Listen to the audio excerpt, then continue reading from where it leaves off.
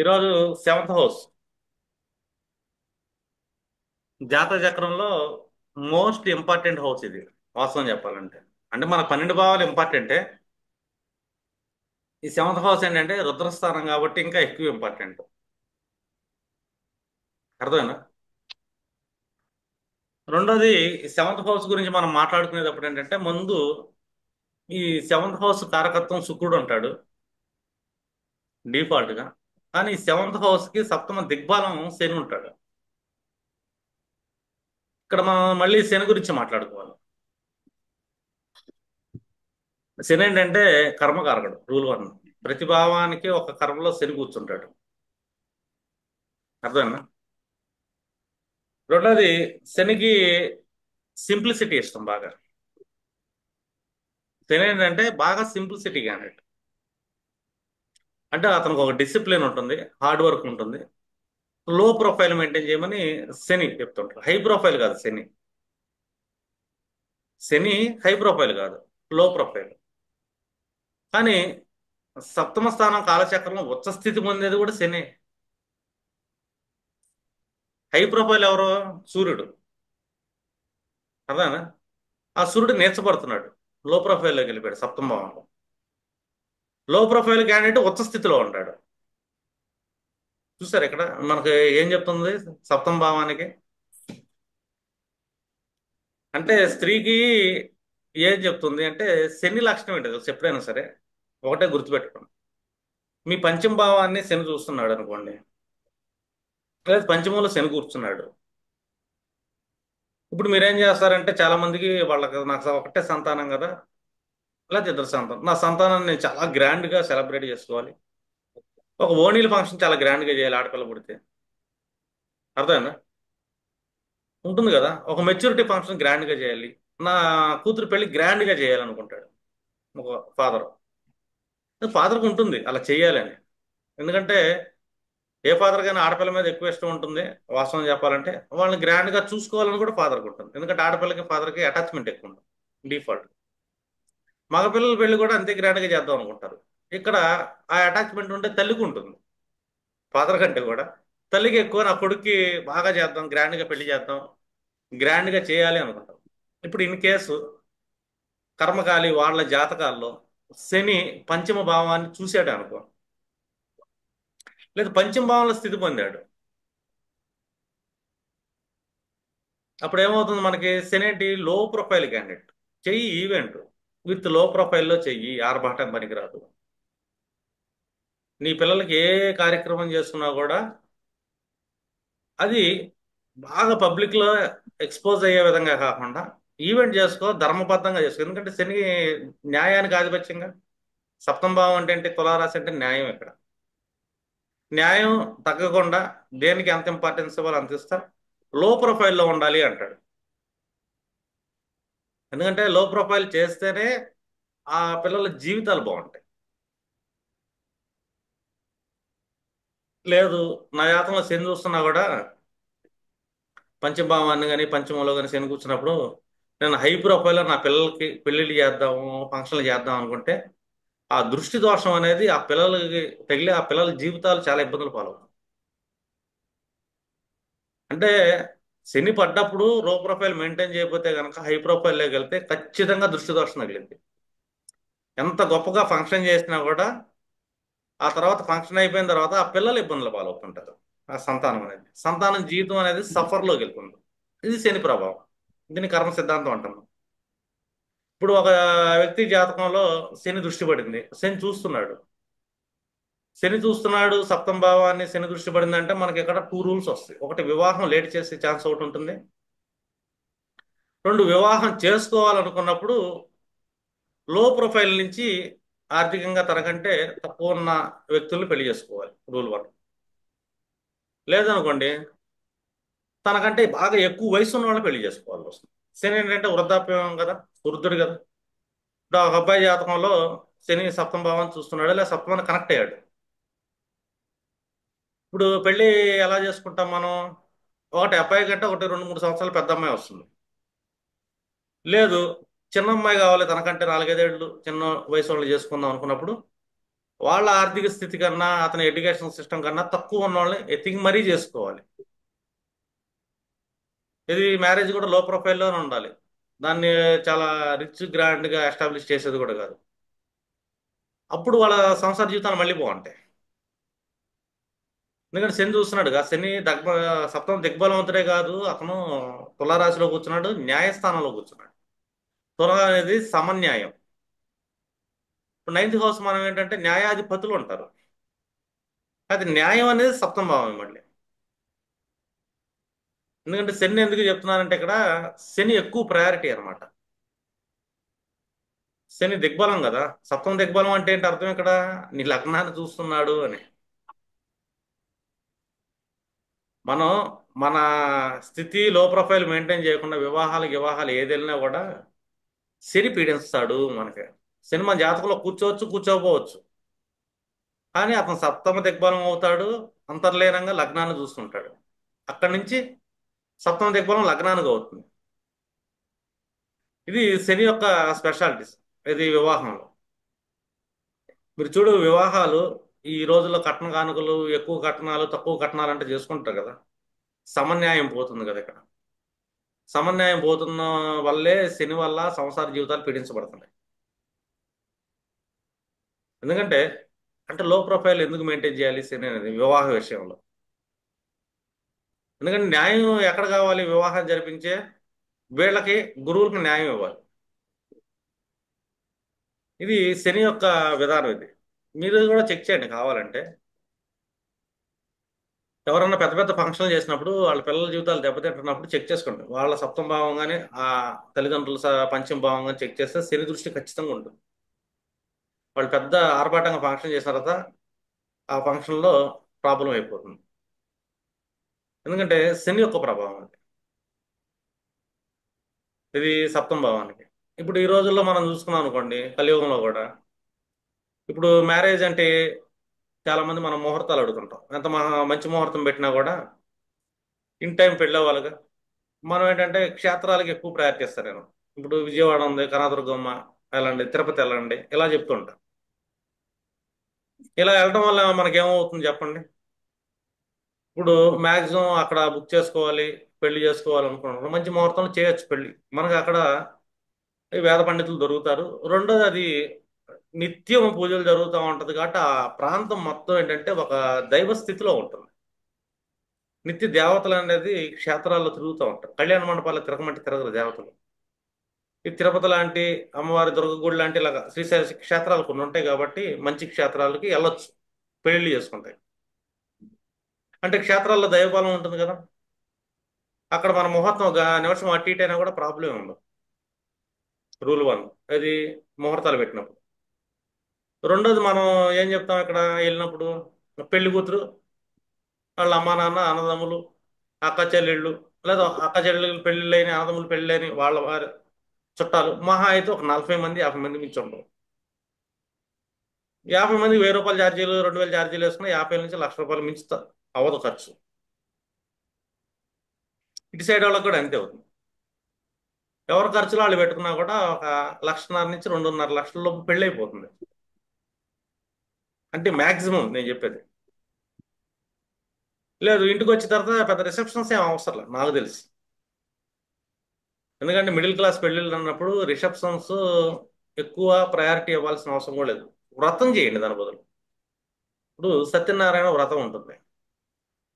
ఈ వ్రతం చేసామనుకో, దానివల్ల ఏమవుతుంది మనకి? పుణ్యం వస్తుంది, పురుషార్థం వస్తుంది. అక్కడ మనం భోజనాలు పెట్టేది ఏమన్నది కాబట్టి ప్రసాదమే కాబట్టి ఖర్చు తక్కువ. వ్రతం చేసిన అయ్యవారికి ఒక 10 రూపాయలు ఎక్కువ ఇవ్వగలుగుతాం. ఆయన ఆశీర్వాదం ఇంకా ఉంటుంది. ఎందుకంటే గురువుల ఆనందం అనేది ఇక్కడ శుభకార్యానికి బలం ఎప్పుడైనా సరే. గురువులకు షాప్ పెట్టే పని ఉండదుగా. ఇప్పుడు మ్యాక్సిమం అప్పుడు చూసుకుంటే ఒక 3-3.5 లక్షలు ఈ రోజుల్లో పెద్ద మ్యాటర్ కాదు. అంతకు మించి మనం పెట్టుకున్నాం మిడిల్ క్లాస్, ఫైనాన్షియల్ మ్యాటర్ లేకుండా, అప్పుడు ఇబ్బందే కదా. ఇప్పుడు పెళ్లి కూతురు వాళ్ళు కూడా పెళ్లి కోసం అప్పులు చేసి 10 లక్షలు అప్పులు చేసి అప్పులు తీర్చలేక ఇబ్బందులు పడాల్సిన అవసరం ఉంటుంది. పట్టాల కాన్సెప్ట్ అవసరం లేదు. ఎందుకంటే వివాహం అనేది సప్తమ దిగ్బలం శనాధీనంలో ఉంటుంది. చాలా మంది తెలియదు ఆ సంగతి. శుక్రుడు కారకుడే, మోటివేటర్. శుక్రుడు ఏంటంటే వివాహానికి మోటివేటర్. కారకత్వం. స్త్రీ జాతకంలో గురుడు కూడా మోటివేటరే. అలాగే స్త్రీ జాతకంలో కుజుడు కూడా ఒక రకమైన మోటివేటరే. ఇది వివాహానికి కారకత్వానికి మోటివేటర్లాడు. కానీ వివాహాన్ని జరిపించే కర్మ ఫలదాత శని మాత్రమే. ఆయనకే ఉచ్చ స్థితి ఉంటుంది కాలచక్రంలో తులారాశిలో. అంటే లోయర్ స్టేటస్ అని. శని ఏంటంటే లోయర్ స్టేటస్. శనికి ఏంటంటే ఒక ప్లానింగ్, డిసిప్లిన్, కన్స్ట్రక్షన్ విత్ లోలో వెళ్ళాలి అని. ఇది వివాహం అనేది. అక్కడ సూర్యుడు నీచబడి ఉంటాడు. సూర్యుడు నీచబడతాం అంటే ఏంటి? నాకు స్టేటస్, అధికారం, అహంకారాలు ఏం ఉండకూడదు వివాహంలో. స్టేటస్లు వెనకాల పెడితే వివాహాలు అవ్వవు. ఎందుకంటే సూర్యుడు నీచబడే స్థానం తులారాశి. వివాహ వ్యవస్థ నిలబడాలి. ఈ వివాహ వ్యవస్థ ఎందుకు నిలబడాలి మనకి? ఎందుకంటే వేద పురాణాల్లో మనకు వివాహానికి ఒక నియమం ఉంటుంది. ఎందుకంటే ఇతర జంతువులు సంతానం కోసం సంభోగం చేస్తాయి. కానీ ఒక్క మనిషి సంతోషానికి సంభోగం వైపు వెళ్తుంటాడు, సంతానం కోసం కాదు. ఇతని సంభోగేచ్ఛని తగ్గించాలి మనం. అర్థమైందా? విపరీత సంభోగాన్ని తగ్గించాలి, నియమబద్ధంలో తీసుకెళ్ళాలి. అంటే అతనికి వివాహం అనేది చేయాలని చెప్పి ఒక వివాహ వ్యవస్థ అనేది ఈ సనాతనంలో నిర్మించబడింది మనకి. వివాహ వ్యవస్థ నిర్మించబడింది. వివాహ లోయర్ ప్రొఫైల్ ఉండాలని శని కూర్చున్నాడంటే ప్రతి ఒక్కరికి వివాహం అయ్యే అవకాశం ఉంటుంది. రెండోది ఏంటంటే అక్కడ శుక్రుడికి కారణం కదా. శుక్రుడు ఏంటి మనకి రేతస్సు ఊర్ధ్వముఖంలో తీసుకెళ్ళగలుగుతాడు. రేతస్సు ఎప్పుడైతే ఊర్ధ్వముఖంలోకి వెళ్తాం మనం మోక్షానికి ప్రయాణం చేయగలుగుతామని. ప్రతి మనిషి ఏంటంటే వాళ్ళ సంభోగ ఇచ్చన ఏదైతే ఉందో ఆ ఇచ్చను తగ్గించడానికి, దానిని క్రమబద్ధీకరణ చేయడానికి వివాహాన్ని తీసుకొచ్చారు మనకి. ఆ తర్వాత దానికి కేవలం సంతానం కోసం. రెండోది మీ రేతస్సుని పెంచుకునే విధంగా అది కాంబినేషన్స్ ప్లానెట్స్ని కూర్చోబెట్టారు అది. కానీ ఈ రోజుల్లో ఏమవుతుందంటే దానికి విరుద్ధంగా వెళ్తుంది. సూర్యుడు ఎక్కడైతే నేర్చబడ్డాడో, స్టేటస్ ఎక్కడైతే నేర్చబడిందో అక్కడ స్టేటస్కి ఎక్కువ ప్రయారిటీ ఇస్తుంది. శని ఎక్కడైతే లోయర్ స్టేటస్లో ఉచ్చ స్థితిని పొందుతున్నాడో అక్కడ శనికి ప్రయారిటీ తగ్గిస్తున్నాం. అందువల్ల వివాహ వ్యవస్థలు పీడించబడుతున్నాయి. అంటే కాలచక్రం యొక్క ధర్మానికి, గ్రహాల యొక్క నియమానికి విరుద్ధంగా జరుగుతుంది. కానీ ఎవరైతే లోయర్ స్టేటస్లో వివాహాలు చేసుకుంటారో, అర్థమైందా, కట్న కానుకలు తీసుకోకుండా ఇద్దరు ఈక్వల్ ప్రయారిటీ. ఎందుకంటే తులారాశిగా సమన్యాయం ఉండాలిగా. సమన్యాయం తప్పితే శని పీడిస్తాడు. ఈ రోజులు ఏంటంటే స్టేటస్ కోసం కట్నాలు గిట్నాలు, స్టేటస్ కోసం గ్రాండ్ పెళ్ళిళ్ళు అంటున్నారు. ఇదే అన్ని తరగతుల వాళ్ళ ఉద్దేశాల్లో కూడా ఉంది. రాజులు పెళ్లిళ్ళు చేసుకుంటాం వేరు, శ్రామికులు పెళ్లిళ్ళు చేసుకుంటాం వేరు. అర్థమేనా? ఈ రోజు ఉద్యోగం చేస్తున్న ప్రతి ఒక్కడు శ్రామికుడితో సమానం. వ్యాపారం చేస్తున్న వాళ్ళు వయసులతో సమానం. ఉద్యోగం చేస్తుండే అంటే ఎంత పెద్ద ఉద్యోగం అని చేయండి శూద్రుడే. అర్థమైందండి? ఎంత చిన్న వ్యాపారం అని చేయండి వయసుడే. ఇది universal calculation. At the same time గ్రహాల తత్వం కూడా అదే. అది ముఖ్యంగా శని తత్వం కూడా అది. శని సప్తమ దిగ్బలాన్ని పొందడం కాదు. అతనికి 3 టైప్స్ ఆఫ్ ప్రొఫైల్స్ ఉంటాయి. అతను సప్తంలో కూర్చుంటున్నాడని లగ్నాన్ని చూస్తున్నాడనేగా దిగ్బలాన్ని పొందుతా కాలచక్రంలో. దశమ దృష్టి ఎక్కడ పడుతుంది మీకు చెప్పాలి మీరే. సప్తంలో కూర్చుంటే దశమ దృష్టి ఫోర్త్ హౌస్ అని చూస్తున్నాడు కదా, సుఖస్థానాన్ని కర్కాటకం. చూస్తున్నాడు కదా. ఇంకో స్థానం ఏంటి, మూడో దృష్టి ఏంటి, నైన్త్ హౌస్ చూస్తున్నాడు.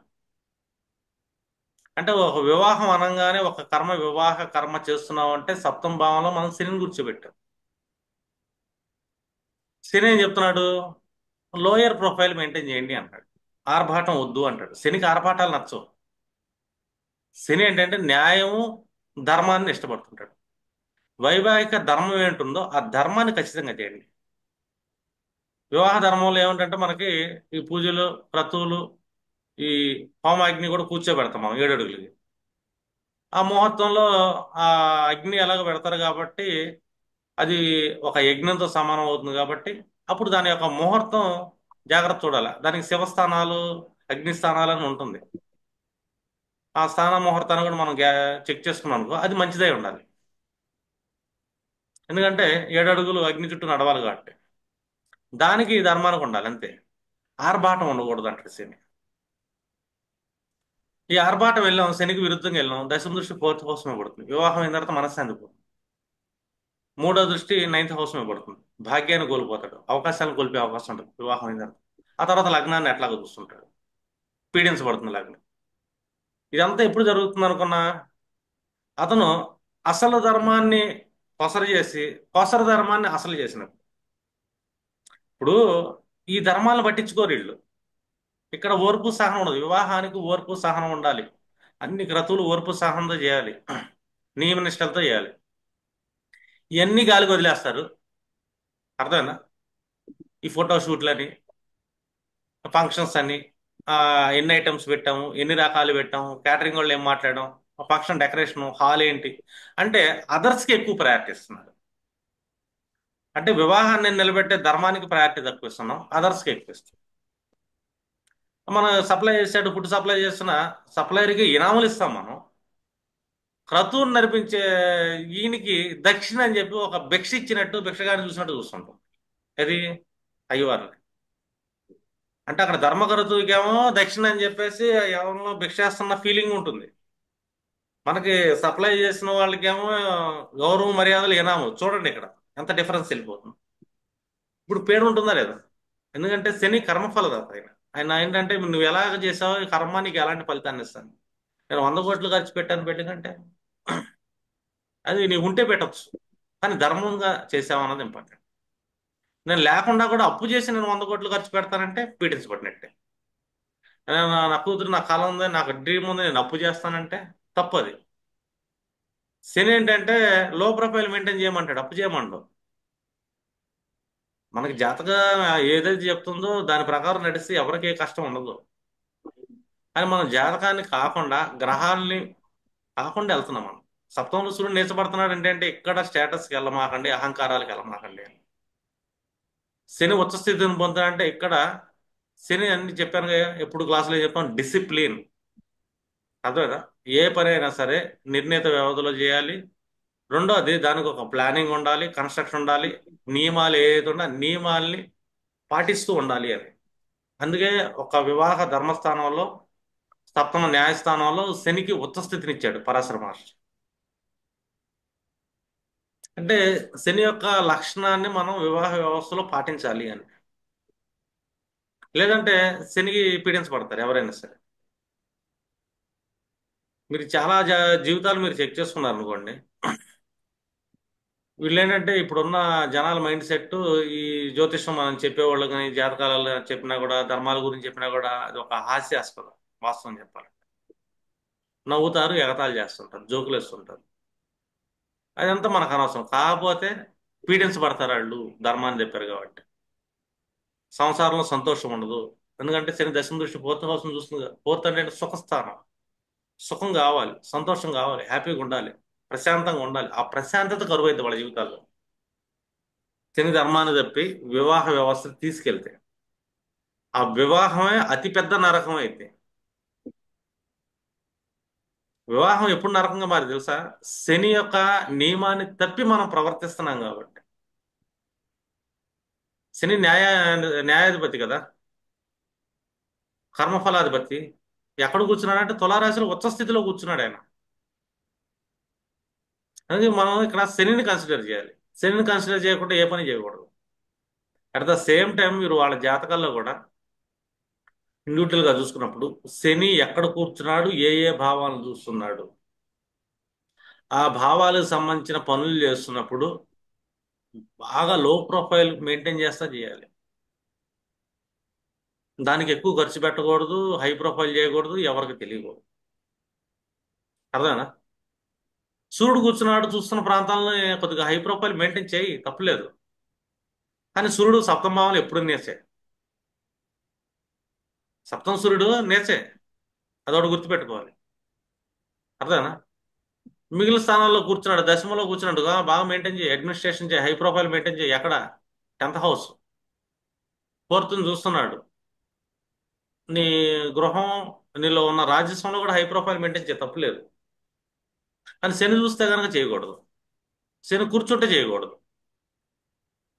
అదేనా? శని సప్తమాన్ని చూస్తున్నా, పంచమాన్ని చూస్తున్నా, చతుర్థాన్ని చూస్తున్నా అక్కడ లో ప్రొఫైల్స్ మెయింటైన్ చేయాలి అని. శని ఫోర్త్లో కూర్చున్నాడు, లేకపోతే ఫోర్త్ని చూస్తున్నాడు అనుకోండి. ఇప్పుడు కుటుంబం, గృహం, గృహ అవసరాలు అవి లో ప్రొఫైల్ మెయింటైన్ చేయాలి.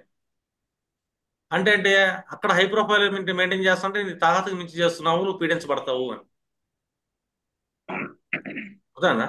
మనం తాహతు మించి చేయటం అంటే అర్థం ఏంటి? ఇక్కడ మనం రుణాన్ని ఆశ్రయిస్తున్నాము అని, ఇతరులను యాచిస్తున్నాము అని. దానివల్ల మళ్ళీ ఇబ్బందులు పడతాంగా. ఎందుకంటే ఆయన కర్మకారకుడే కాదు, పీడాకారకుడు, దుఃఖకారకుడు కూడా.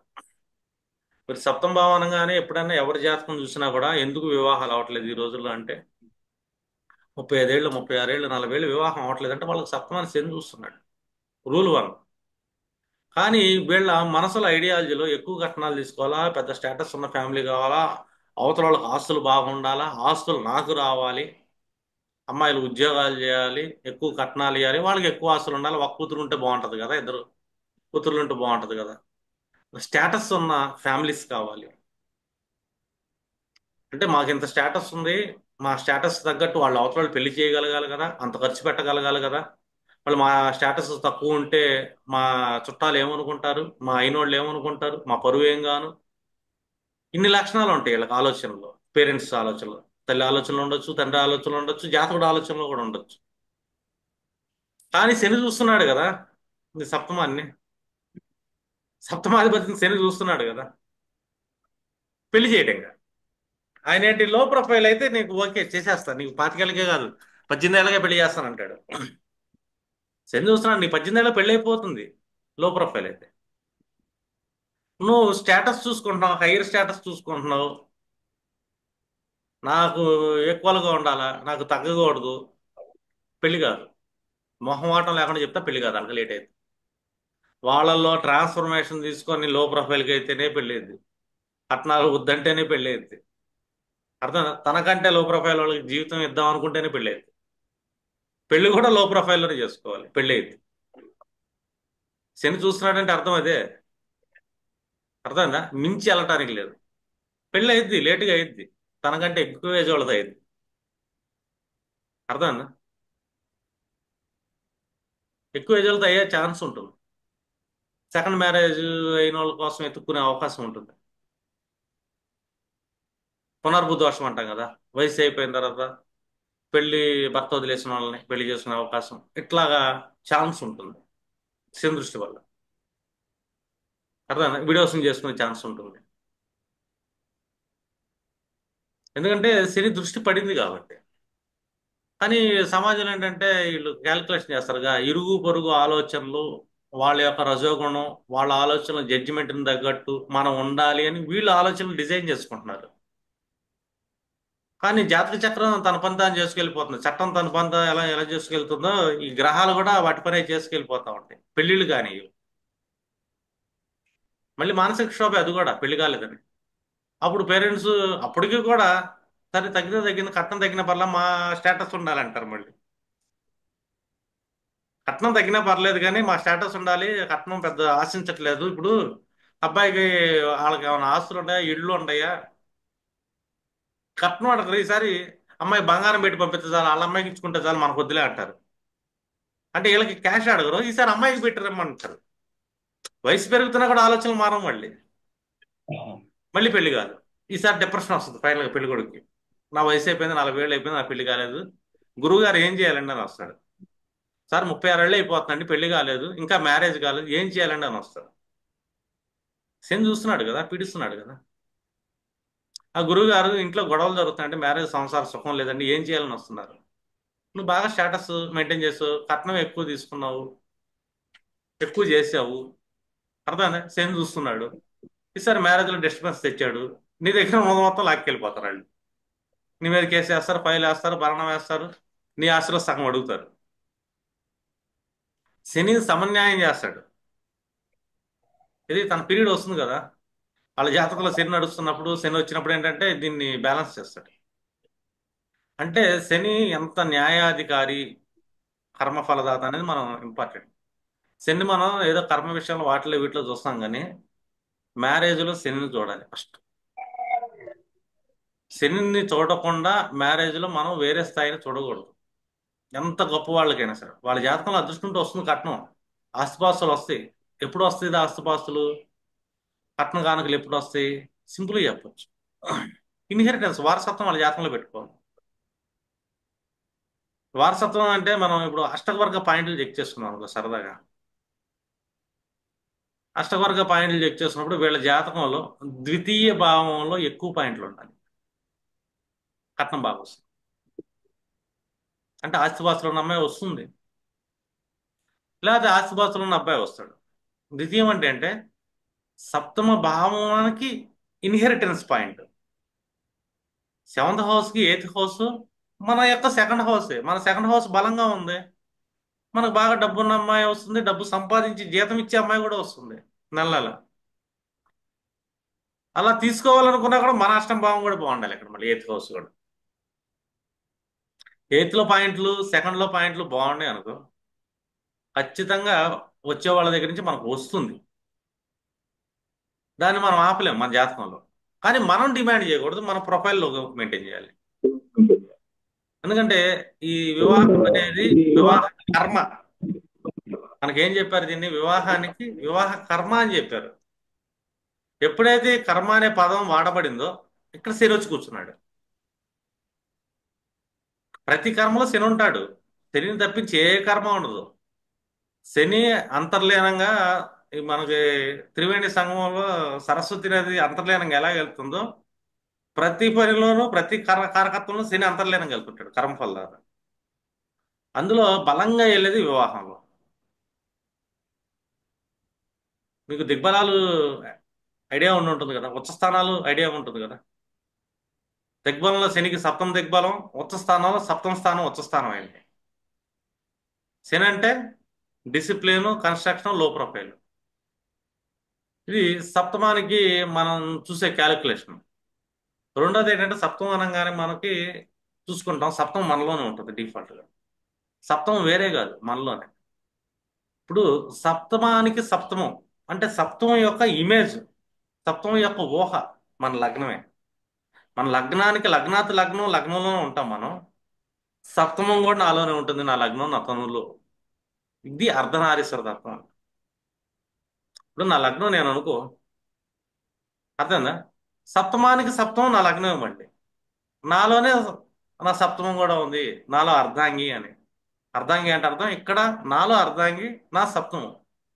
ఇక్కడ సప్తమం అంటే ఏంటి? నా ఎదురుగా ఉండేవాళ్ళు, అంటే నన్నుగా స్పష్టంగా చూపించగలిగేదే సప్తమం. అంటే నా అర్థం అన్నమాట. నా అర్థంలో నేను చాలా స్పష్టంగా కనబడతాను. నేను అనే తత్వాన్ని అపోజిషన్ చేసి రివర్స్ రిఫ్లెక్షన్ ఇవ్వగలిగేది సప్తమే. ప్రతి భావానికి దాని యొక్క సప్తమం అర్థం లాంటిది. నువ్వేంటో చూపిస్తుంది, నీ లోపాలు చూపిస్తుంది. మన లోపాలు ఎవ్వరికి తెలియవు. మన తల్లిదండ్రులు తెలియదు, అన్నదమ్ములు తెలియదు, ఎవ్వరికి తెలియదు ఏ మనిషి లోపమైనా.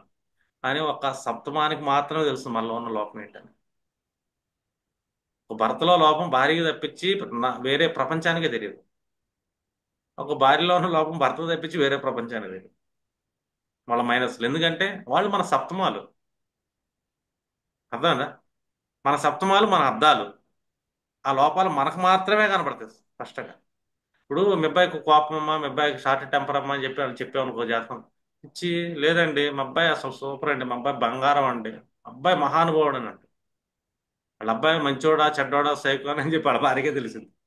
ఎందుకంటే సప్తమం కదా, ఆమె అర్థం ఈ అబ్బాయికి. ఈ అబ్బాయిలో దాయటానికి ఏది ఉండదు, భార్య తెలుసు. అర్థమేనా? అలాగే మా అమ్మాయి బంగారం అంటారు, లోపం ఒక భర్తకే తెలుస్తుంది, భార్యలో ఉన్న లోపం ఏంటని వేరే ఎవరికి తెలియదు.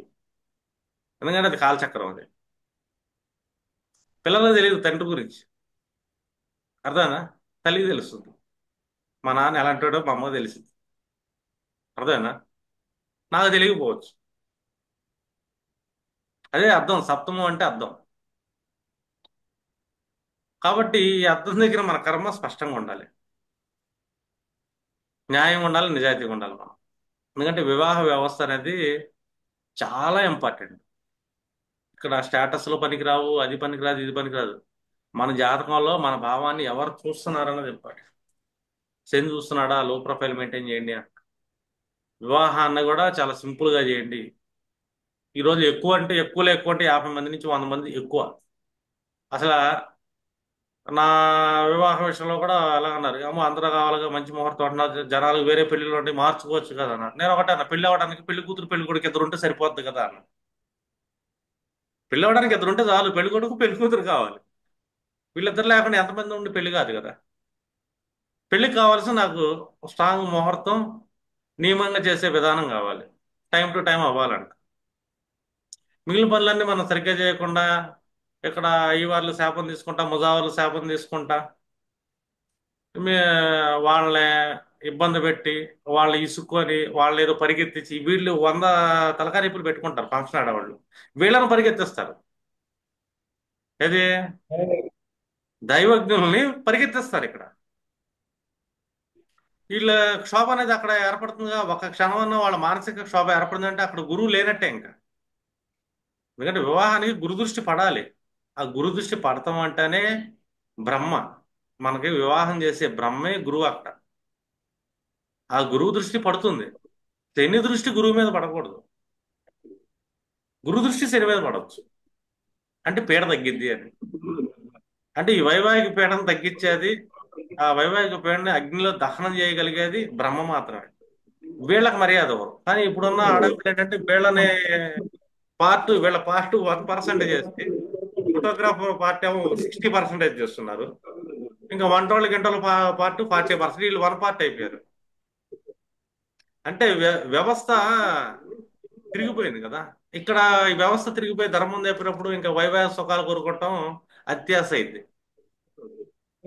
వాళ్ళు బాగా డిమాండ్ చేస్తుంటారు. బాగా డిమాండ్ చేసి ఈ సిస్టమ్ని దెబ్బతీస్తున్నారు. మళ్ళీ ఇక్కడ అత్యాశ అయింది. అర్థమేనా? ఎప్పుడైనా సరే మనల్ని మించిన వాళ్ళని మనం తెచ్చుకోకూడదు. ఇది పురుషుడి లక్షణం. అర్థమేనా? పురుషుడు అంటే ఇక్కడ యజమాని. స్త్రీని బయటికి పంపించకూడదు అంటాం. ఇది వేరే రకంగా చూసుకుంటే, ఆ ఇంట్లో వాళ్ళకి స్వతంత్రం లేదా చేయలేదు అంటారు కదా. పురుషుడు రక్షకుడు. పురుషుడు అంటే భార్యకి రక్షకుడు అయ్యాడు. వాళ్ళని నిరంతరం కాపాడాలి. రేపొద్దున తండ్రి కొడుకు తల్లికి రక్షకుడు అవుతాడు. రేపొద్దున మనవడు ఇంట్లో అమ్మమ్మలకు రక్షకుడు అవుతాడు. తండ్రి కూతుర్లకు రక్షకుడు అవుతాడు. అంటే స్త్రీని నిరంతరం రక్షించాల్సిన బాధ్యత పురుషుడి చేతిలో ఉంది. అర్థనా? అంటే పురుషుడు రక్షించడం అంటే ఏంటి? పురుషుడే స్వయంగా కష్టపడి అన్ని అవసరాలు, స్త్రీల అవసరాలు తీర్చాలి అని, స్త్రీల దగ్గర తీసుకోవాలి అని లేదు మనకు రూలు. మన సనాతన ధర్మంలో రూల్స్ లో కూడా స్త్రీల దగ్గర ఆశించాలి కట్న కానుకలు ఏం లేదు. అర్థనా? ఇతను రక్షకుడిలాగా ఉండాలి. రాముడు మనకేం చెప్పాడు? సీతను కాపాడే రక్షకుడు ఆయన. రాముడు వివాహం అనేది ఒక మహాయజ్ఞం అని చెప్పాడు. ఆ యజ్ఞానికి మనం రామాయణం చదవాలి. ప్రతి మనిషి మోక్షాన్ని సంపాదించడానికి వివాహం కావాలి. వివాహం అనేది మొట్టమొదటి యజ్ఞం కూడా. ఆ యజ్ఞానికి ఒక అవతారమే రామావతారం వచ్చింది. మొదటి యజ్ఞం అది. అంటే అర్థం ఏంటంటే వైవాహిక ధర్మాన్ని కాపాడాలి. ఆ యజ్ఞాన్ని ఎంతో మంది రాక్షసులు విధ్వంసం చేయడానికి వచ్చినా కూడా ఆ యజ్ఞాన్ని మనం నిరంతరం కాపాడాలి. అంటే రాముడిలా కూర్చోవాలి, నుంచోవాలి అని. ఎందుకంటే యజ్ఞాలు ఏంటంటే మనం ఊర్ధ్వలోకానికి వెళ్ళడానికి, ప్రయాణానికి కొన్ని యజ్ఞాలు చేయడానికి ఏంటంటే అర్ధాంగి కావాలి మనకి. ఈ అర్ధాంగి ఏంటంటే మనం చేసుకునే వివాహం. వివాహ వ్యవస్థ ఎందుకు అవసరం ఏంటంటే ఇప్పుడు ఊర్ధ్వలోకానికి వెళ్ళడానికి యజ్ఞం చేయాలి. అందులో మొదటి యజ్ఞమే వివాహం. అంటే పురుషుడు ఇక్కడ ఏంటంటే రక్షకుడు మాత్రమే. ఎవరికంటే తన అర్ధాంగి. అర్ధాంగికి రక్షకుడు కాదు, తన వివాహం అనే యజ్ఞానికి రక్షకుడు. మనం వివాహంలో ప్రమాణం చేస్తున్నాం. అగ్ని సాక్షిగా ప్రమాణం చేస్తాం మనం. అగ్ని సాక్షి అంటే డైరెక్ట్గా దేవుడికే. ఏం చేస్తామంటే ఆ జన్మ వాళ్ళని కాపాడుతూ ఉంటాం, రక్షిస్తూ ఉంటాం అని. నేను వివాహం ప్రమాణం చేసిన తర్వాత నేను ముహూర్తం బాగాలేదు, అది బాగాలేదు, ఇది బాగాలేదు, వాళ్ళ కట్నాలు లేదు, వాళ్ళు సైకోలు, వాళ్ళ తర్వాత తెలిసింది వాళ్ళు అలాంటి వాళ్ళు ఇలాంటి వాళ్ళు అని చెప్పి రీజన్స్ చెప్పడం కాదు. వివాహం అయ్యిందా, ఆ జన్మ కలిసి ఉండాల్సిందే ప్రమాణం అది. దైవ ప్రమాణం చేసినప్పుడు ప్రమాణాన్ని మీరకూడదు ఎప్పటికీ. ఎందుకంటే మన జాతకంలో గత జన్మ కర్మలను బట్టి మంచి చెడులు వస్తూ ఉంటాయి.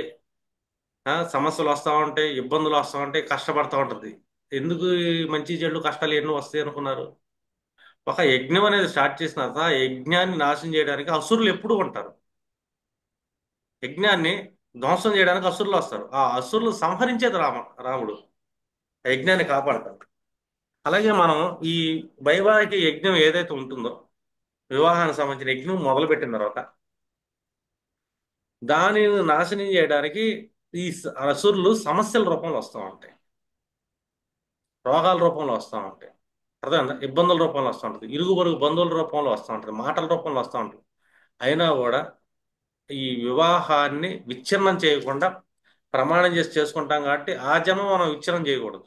ఇది పురుష లక్షణం. ఇది పురుషుడు స్త్రీని ఆశించకూడదు, స్త్రీని కాపాడాలి, స్త్రీకి పెట్టాలి రూల్ వన్.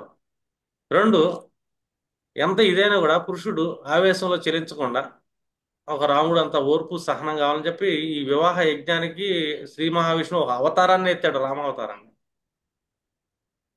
రామావతారం గొప్పతనం ఏంటంటే రావణాసురుని చంపటం కాదు, తను వివాహం అనే యజ్ఞాన్ని కాపాడాడు అని అర్థం ఇక్కడ. ఆ వివాహంలో ఎన్ని ఆటంకాలు వచ్చినా కూడా తను నిలబడ్డాడు అని. వివాహ యజ్ఞం అంటే మోక్షానికి ఫస్ట్ చేయాల్సిన ప్రతి మానవుడు యజ్ఞం ఏంటంటే వివాహం. అంటే ముందు ముందు చేయబోయే యజ్ఞాలకు కూడా ఈ గృహస్థ ఆశ్రమం అనేది చాలా ఇంపార్టెంట్. ఇప్పుడు మనం కలియుగంలో చూసుకున్నాం అనుకో, అసలు పెళ్ళే వద్దు అంటాను నేను. అసలు చెప్పాలంటే పెళ్ళే వద్దు, ఉన్నత వర్గం వాళ్ళ కోసం బానిసల కంటాన్ని పెళ్లి చేసుకోవాలంట. కాంట్రవర్సీ కూడా అవ్వచ్చు, అర్థమైందా? కానీ మానవులుగా మనం చూసుకున్నాము, మన ఆత్మలు ఉన్నత లోకంలోకి వెళ్ళాలంటే మొదలుపెట్టే యజ్ఞం, సనాతన యజ్ఞం వివాహం. ఈ వివాహానికి కర్తగా ఎవరు కూర్చుంటున్నారు ఆల్మోస్ట్ అంటే ఈ బ్రహ్మ కర్త అవుతాడు. ఎందుకంటే గురుదృష్టి ఉండాలి ఇక్కడ. శుక్రుడు కూడా కారకుడు అవుతాడు. కానీ ఆ కర్మకి అధీనంలో ఉండేది శని. శని ఏంటంటే నిదానం, ఓర్పు, సహనం, ప్లానింగ్, అర్థమైందా? అంటే శని లక్షణాలు ఉండాలి ఇక్కడ మనకి అని. సంసారాన్ని ఎంతో సహనం, ఎంతో ఓర్పు ఉంటేనే నీకు సంసారం నిలబడిద్ది అని. నీకు ప్లానింగ్ లేదు, ఒక ఫైనాన్షియల్ ప్లానింగ్ లేదు, అర్థమైందా? ఒక సంతానాన్ని ఎలా పెంచాలని ప్లానింగ్ లేదు, అసలు స్త్రీకి ఏం కావాలి, వాళ్ళ అవసరాలు ఎలా తీర్చాలని ప్లానింగ్ లేదు, అసలు నీ దగ్గర ఓర్పు లేదు, నీ దగ్గర సహనం లేదు, నీ దగ్గర డిసిప్లిన్ లేదు, నీ సంసార జీవితం నాశనం అయింది. ఎందుకంటే అక్కడ దిగ్బలానికి కారకుడు, సప్తమానికి దిగ్బలం శని కూర్చుంటాడు, ఉచ్చ స్థితి కూడా మళ్ళీ తులారాశిలో. అంటే వివాహం అనే దాంట్లో శని ఉచ్చ స్థితిని పొందుతున్నాడు. అంటే నీకేం కావాలి, ఫస్ట్ వివాహం చేసుకోవాలంటే నీకు అర్హత ఏంటంటే నీలో ఓర్పు సహనం అనేది మొదటి అర్హత వివాహానికి. మొట్టమొదటి అర్హత ఏంటంటే ఓర్పు సహనం. రాముడి జాతకంలో తులారాశిలోనే శని ఉంటాడు ఉచ్చ స్థితిలో. ఆయనది కర్కాటక లగ్నం అయినా కూడా తులారాశిలో శని కూర్చుంటాడు. అన్ని సప్తమాధిపతి శనే మళ్ళీ. సప్తంలో కుదురు కూర్చుండొచ్చు ఆయన జాతకంలో, కానీ కాలచక్రమైన శని ఉచ్చ స్థితిలో ఉన్నాడు. అందుకే రాముడికి ఎంతో ఓర్పు సహనం. ఆ యజ్ఞాన్ని కాపాడాడు. మన చేతిలో అద్భుతమైన రామాయణాన్ని పెట్టాడు. మనం మాట్లాడతాం జై శ్రీరామ్ అంటాం డైలీ. జై శ్రీరామ్ అంటాం, భార్యకు నాలుగు తిడతాం. జై శ్రీరామ్ అంటాం, మావిడ ఎలాంటిది అంటాం. జై శ్రీరామ్ అంటాం, మా ఆయన ఎలాంటి అంటాం. అసలు జై శ్రీరామ్ అంటే ఏంటి? వైవాహిక యజ్ఞాన్ని కాపాడాలి, నువ్వు రక్షకుడివి అని. అర్థమైందా? రావణాసురు లాంటి అసురులు ఎంతో మంది వస్తారు నీ యజ్ఞాన్ని భగ్నం చేయడానికి. మానవుల జీవితంలో ఎవరు వస్తాయి అంటే సమస్యలు వస్తాయి, కష్టాలు వస్తాయి, ఇబ్బందులు వస్తాయి, ఆర్థిక ఇబ్బందులు వస్తాయి, అర్థమైందా? అయిన వాళ్ళతో ఇబ్బందులు వస్తాయి, కానోళ్ళతో ఇబ్బందులు వస్తాయి, చాలా వస్తుంటాయి. రేపు సంతానం పడతారు, వాళ్ళతో ఇబ్బందులు వస్తాయి. అయినా నీ యజ్ఞాన్ని నువ్వు మొదలుపెట్టిన తర్వాత నీకు మోక్షం వచ్చేదాకా దాన్ని వదిలిపెట్టకూడదు. ఈ రోజుల్లో డైవర్స్ అంటే పెద్ద ఫ్యాషన్ అయిపోయింది, కామన్ అయిపోయింది. డైవర్స్ అయిపోయింది, మళ్ళీ పెళ్లి చేసుకున్నాం అంటే రెండో పెళ్లి అయినా కరెక్ట్గా వస్తాడు. ఇవన్నీ ఎందుకంటే చేసేవన్నీ తప్పులు చేస్తుంటాం, ఈ యజ్ఞం ధ్వంసం చేస్తాం, మళ్ళీ మనకు మోక్షం ఎక్కడి నుంచి వస్తుంది చెప్పండి? అందుకే మనకి ధర్మం ఒంటి పాదం మీద ఉంది. ధర్మం ఒంటి పాదం మీద ఉందంటే నాలుగు పాదాలు కాకుండా నిజంగా కలియుగంలో ధర్మం ఒక పాదం మీద ఉంది. కలియుగంలో మనం చెక్ చేసుకుంటే ఈ మేషరాశిలో పూర్వపుణ్యాధిపతి అయిన సూర్యుడు ఒక పాదం కూర్చున్నాడు. ధర్మం కోసం ఒక పాదం ఉంది సూర్యుడిది పూర్వపుణ్యస్థానంలో. పంచం 159లో కాలచక్రంలో సూర్యుడు ఒక పాదమే. ఈ మనిషి మోక్షం కోసం ప్రయాణం చేసే స్థితి ఏదైతే ఉందో ఈ ఆత్మని తీసుకెళ్తానికి జ్ఞానకారకుడైన గురువు ఈ 481లో ఒక పాదంలోనే ఉన్నాడు. చూడండి, మన జీవకారకుడు మోక్షం కోసం ఒక ప్రయాణమే చేస్తున్నాడు. మన పూర్వపుణ్యకారకుడు ఆత్మకారకుడు కూడా ఒక ప్రయాణమే చేస్తున్నాడు ధర్మం కోసం. కానీ వీళ్ళు 3 వంతులు ప్రయాణం చేస్తున్నారు అర్ధకామాలకి. ఇప్పుడు మన పంచమం ఏదైతే ఉందో మన ఎడ్యుకేషన్ తెలివి, పంచమం ఎడ్యుకేషన్ తీసుకుంటాం మనం. మన తెలివి సూర్యుని తీసుకుంటాం. మన తెలివిని మనం ఎక్కడ వాడుతున్నాం? మన ఎడ్యుకేషన్ అంటే అర్ధ త్రికోణానికి 3 పాదాలు వాడుతున్నాం. డబ్బు సంపాదించడానికి రజోగుణానికి 3 పాదాలు వాడుతున్నాం. మన సూర్యుని తెలివిని కృత్తిక 2, 3, 4 పాదాలు. అలాగే ఉత్తరం 2, 3, 4 పాదాలు. ఉత్తరాషాఢ 2, 3, 4 పాదాలు అర్ధ త్రికోణంలోకి వెళ్ళిపోయినాయి. అంటే మన విజ్ఞత, విజ్ఞానం, తెలివి ఏదైతే ఉంటుందో పంచమ భావం అనేది ఫైనాన్షియల్ మ్యాటర్ వాడుతున్నాం ఎక్కువ భాగాలు. ఒక పాదం మాత్రం ధర్మానికి వాడుతున్నాం. మన చదువుని 3 వంతులు మనం ఏంటంటే డబ్బు సంపాదించడానికి మాత్రమే వాడుతున్నాం. కర్మలకు మాత్రం 3 వంతులు వాడుతున్నాం. ఏది మన తెలివిని. అర్థం, మన ధర్మశాస్త్రాలు అపౌరుషేయాలు మనకి, మన కామానికి 3 వంతులు వాడుతున్నాం. మన జ్ఞానాన్ని మన కామానికి 3 7లోనికి ఎక్కువ వాడుతున్నాం. మోక్షానికి ఒక పాదం వాడుతున్నాం. అందుకే కలియుగంలో ఒంటి పాదం మీద ధర్మం ఉంది అని. ఒంటి పాదం అంటే అర్థమైందా? అంటే 3 పాదాలని దేనికి వాడుతున్నాం? పంచమాన్ని అర్థానికి వాడుతున్నాం. 3 పాదాలు నవమాన్ని దేనికి వాడుతున్నాం అంటే మన భాగ్యాన్ని, మన భాగ్యాన్ని మన కోరికలు తెచ్చుకుంటా వాడుతున్నాం 3 పాదాలు. కానీ మన భాగ్యాన్ని, గురువుల జ్ఞానాన్ని మోక్షం వైపు వాడేది ఒక పాదమే. గురువుల యొక్క బ్లెస్సింగ్ మనం ఏం కోరుకుంటున్నాము? ధన వస్తు వాహన కనకాలని చెప్పేసి కోరుకుంటున్నాం. ధైర్యం కోరుకుంటున్నాం 3 భాగాల్లో. అంటే గురువుల ఆశీర్వాదాన్ని మనకి కామత్రికోణానికి 3 7 11కు వాడుతున్నాం. ఇప్పుడు పునర్వసు 1 నుంచి 3 పాదాలు కామత్రికోణంలో ఉంటుంది. విశాఖ 3 పాదాలు కామత్రికోణంలో ఉంటుంది. అలాగే పూర్వభద్రం 3 పాదాలు కూడా కామత్రికోణం. అంటే 3 7 11లో ఉండేది గురువు యొక్క జ్ఞానం 3 పాదాలు ఉంటుంది కామానికి. మన కోరికలు వాడుతున్నాం మన జ్ఞానాన్ని. జ్ఞానం అంటే ఏంటి ఇక్కడ? మన కోరికలకి ఏం వాడుతున్నాం? చూడండి, ఇక్కడ గురువుల దగ్గరికి వెళ్తాం. గురువు బృహస్పతి కదా. మనం ఏదైనా గురువుని కలిసాం అనుకో, గురువు దగ్గర జ్ఞానం వస్తుంది. ఆ జ్ఞానం, గురువు గారు నాకు ఆ కోరిక ఉందండి, గురువు గారు నాకు పెళ్ళి అవుతుందండి, గురువు గారు నేను అది చేసుకుందామని నాకు ఆశీర్వదించండి. 3 వంతులు ఆడుతున్నాగా. పంచమం అంటే మన పూర్వపుణ్యం. పంచమం అంటే మన దేవాలయం సూర్యుడిని. సూర్యుడు ఒక పాదం ఇక ధర్మంలో ఉంది. ధర్మంగా నేను బతకాలి, ధర్మాన్ని కాపాడాలని కోరుకోవట్లే. దేవుడి దగ్గరికి వెళ్తాం, నాకు డబ్బు బాగా రావాలి, నాకు పెద్ద ఉద్యోగం రావాలి, నాకు ప్రమోషన్ రావాలి. దేవాలయంకి వెళ్ళి 3 పాదాలు ఏం వాడుతున్నాం అంటే అర్థానికి వాడుతున్నాం. అందుకే కలియుగంలో ధర్మం ఒక పాదంలో ఉంది. ఒక పాదం అంటే అర్థమైందా మీకు ఇప్పుడు? 3 పాదాలు దేవాలయంకి వెళ్ళి మనం అర్థాన్ని అడుగుతున్నాం. గురువుల దగ్గరికి వెళ్ళి 3 పాదాలు మన కోరికలు తీర్చమని అడుగుతున్నాం. 9th హౌస్ గురువు, పునర్వసు, విశాఖ, పూర్వభద్ర. 3 పాదాలు ఎక్కడ ఉన్నాయి? 3 7 11 కామ త్రికోణంలో ఇరుక్కుపోయినాయి.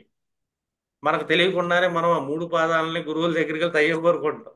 ఏదైనా గురువు కనబడితే నాకు వ్యాపారం అయిద్దండి, నాకు ఎప్పుడు పెళ్ళి అయిద్దండి, నేను ఏదైనా చేస్తే ఎలాగ వెళ్ళాలండి అని అడుగుతాం. దేవుడి గుళ్ళకి వెళ్తే బాగా డబ్బు సంపాదించాలి నాన్న, నాకు పెద్దగా జాబ్ రావాలి, నాకు పెద్ద ప్రమోషన్ రావాలి, పెద్ద పెద్ద వ్యాపారాలు చేయాలి, నా అప్పులు తీరాలి అంటాడు. అరభావం అప్పులు కదా. 3 పాదాలు సూర్యుడు అక్కడే కూర్చున్నాడు. గుడికి వెళ్తే అప్పులు తీరాలని దండం పెడతాం ముందు. డబ్బు బాగా సంపాదించాలని దండం పెడతాం. అర్థమేనా? నాకు ప్రమోషన్ రావాలని దండం. ఈ 3 దండాలు అంటే గుడికి వెళ్తే అర్థమేనా? గురువుల దగ్గరికి వెళ్తే 3 పనులు, కామాలు, కోరికలు, నా ఎఫర్ట్స్ తినాలి. అర్థమైందా? నా వివాహాలు అవ్వాలి. గురువుల దగ్గరికి వెళ్తే అడిగేది అదే. నా కోరికలు ఉండేయండి, నా డిజైర్స్ ఉండి నేను అనుకునేది జరిగిద్దా? 11th హౌస్ అంటే అనుకునేది జరగటం కదా. నాకు కొన్ని కోరికలు ఉన్నాయి. ఎవరు అడుగుతున్నారు? గురువుల దగ్గరికి వెళ్ళి అడుగుతున్నారు, లేదా ఆస్ట్రాలజర్స్ దగ్గరికి వెళ్ళి అడుగుతారు. నేను అనుకునేది జరుగుతుందండి, ఎప్పుడు జరుగుతుందండి, ఏం పరిహారం చేయాలి చెప్పండి. కానీ ఒక్క పాదం మాత్రమే ధర్మ త్రికోణం, మోక్ష త్రికోణం ఉంది. మేబీ ఇక్కడ కూర్చున్న ఆస్ట్రాలజర్స్ చాలా మంది కూర్చున్నారు కదా. వీళ్ళు కూడా ఆస్ట్రాలజీ నేర్చుకుంటే ఈ ఆస్ట్రాలజీ ఒక పాదమే, వాళ్ళలో ఒక్కళ్ళు మాత్రమే ధర్మం మోక్షం వైపు వాళ్ళ జీవితాన్ని తీసుకెళ్తారు. మిగిలిన వాళ్ళు ఇదే జ్ఞానాన్ని అర్థానికిను కామానికి వాడాలని చూస్తారు. చూడండి, ఎక్కువ ప్రయారిటీ దీనికి ఇవ్వకూడదు అండి, తక్కువ ప్రయారిటీ దీనికి ఇవ్వండి, ఎక్కువ ప్రయారిటీ మోక్షం వైపు వెళ్తాను. ఒక పాదం కదా. ఎందుకంటే ఇది సప్తమ భావం అనేది మోస్ట్ ఇంపార్టెంట్ డిజైర్ హౌస్. ఇది రుద్రస్థానం అంటాం. రుద్రస్థానం అంటే దీన్ని మహర్షులు అందుకే మారక స్థానం అన్నారు. ఎందుకు మారక స్థానం అవుతుంది అంటే నిరంతరం మనం మరణిస్తూ ఉంటాం. సమస్యలు సుడిగుండంలో చుట్టుకుంటాం. ఎందుకు చుట్టుకుంటాం అంటే మనిషికి ఇక్కడ నేను అనే తత్వం ఉంటుంది. చూడండి ఇక్కడ నేను అనేది ఎక్కడుంది? నేను నా భార్య. నేను నా భార్య అంట, ఎందుకంటే నాలో ఉంది నా సప్తమే. భావాది భావంలో నా లగ్నంలో సప్తమానికి సప్తమం ఉంది, నా భార్య అంట. అర్థం? మెయిన్ నా భార్య అంట. ఎందుకంటాను నేనంటే సప్తమాది సప్తం లగ్నంలో కూర్చుంది. అక్కడ నా సూర్యుడు నేర్చబడుతున్నాడు. ఎక్కడ? ఎప్పుడైతే నేను నాది అనుకుంటున్నానో, దీనికి ఎక్కువ ప్రయారిటీ ఇస్తున్నాను, దీనికి ఎక్కువ వాల్యూ ఇస్తున్నాను, ఇక్కడ సూర్యుడు నేర్చబడుతున్నాడు. అంటే నా ఆలోచన విధానం సప్తమంలో నేర్చబడుతుంది అని, నా తెలివి నేర్చబడుతుంది అని, నా కర్మ ఉచ్చ స్థితిలోకి వెళ్తుంది సప్తమంలో, నా పీడ ఉచ్చ స్థితిలోకి వెళ్తుంది వివాహంలో. ఎప్పుడు? శనిని మనం పాజిటివ్గా ఉపయోగించవచ్చు. అప్పుడు ఈ సంసారం అనే యజ్ఞాన్ని మనం బాగా తీసుకెళ్ళగలుగుతాం. మంచి సహధర్మచారిని దొరికిద్ది మనకి, మనం శని రూల్స్ని ఫాలో అయితే. ఇక్కడ చూడండి, ఇక్కడ గురువుల అవసరం ఉంటుంది మనకి. ఇక్కడ మన సప్తం మీద గురుదృష్టి పడింది అనుకోండి, ఇది శుభం మళ్ళీ. గురుదృష్టి పడతాం అంటే గురువుల ఆశీర్వాదం కావాలి కదా. ఎప్పుడైతే ఎవరైతే సంసార జీవితాన్ని ఓర్పు సహనంతో తీసుకెళ్తుంటారో వాళ్ళని మించిన భాగ్యవంతులు భూమి మీద లేరు. మహాభాగ్యవంతుడు. అర్థమైందా?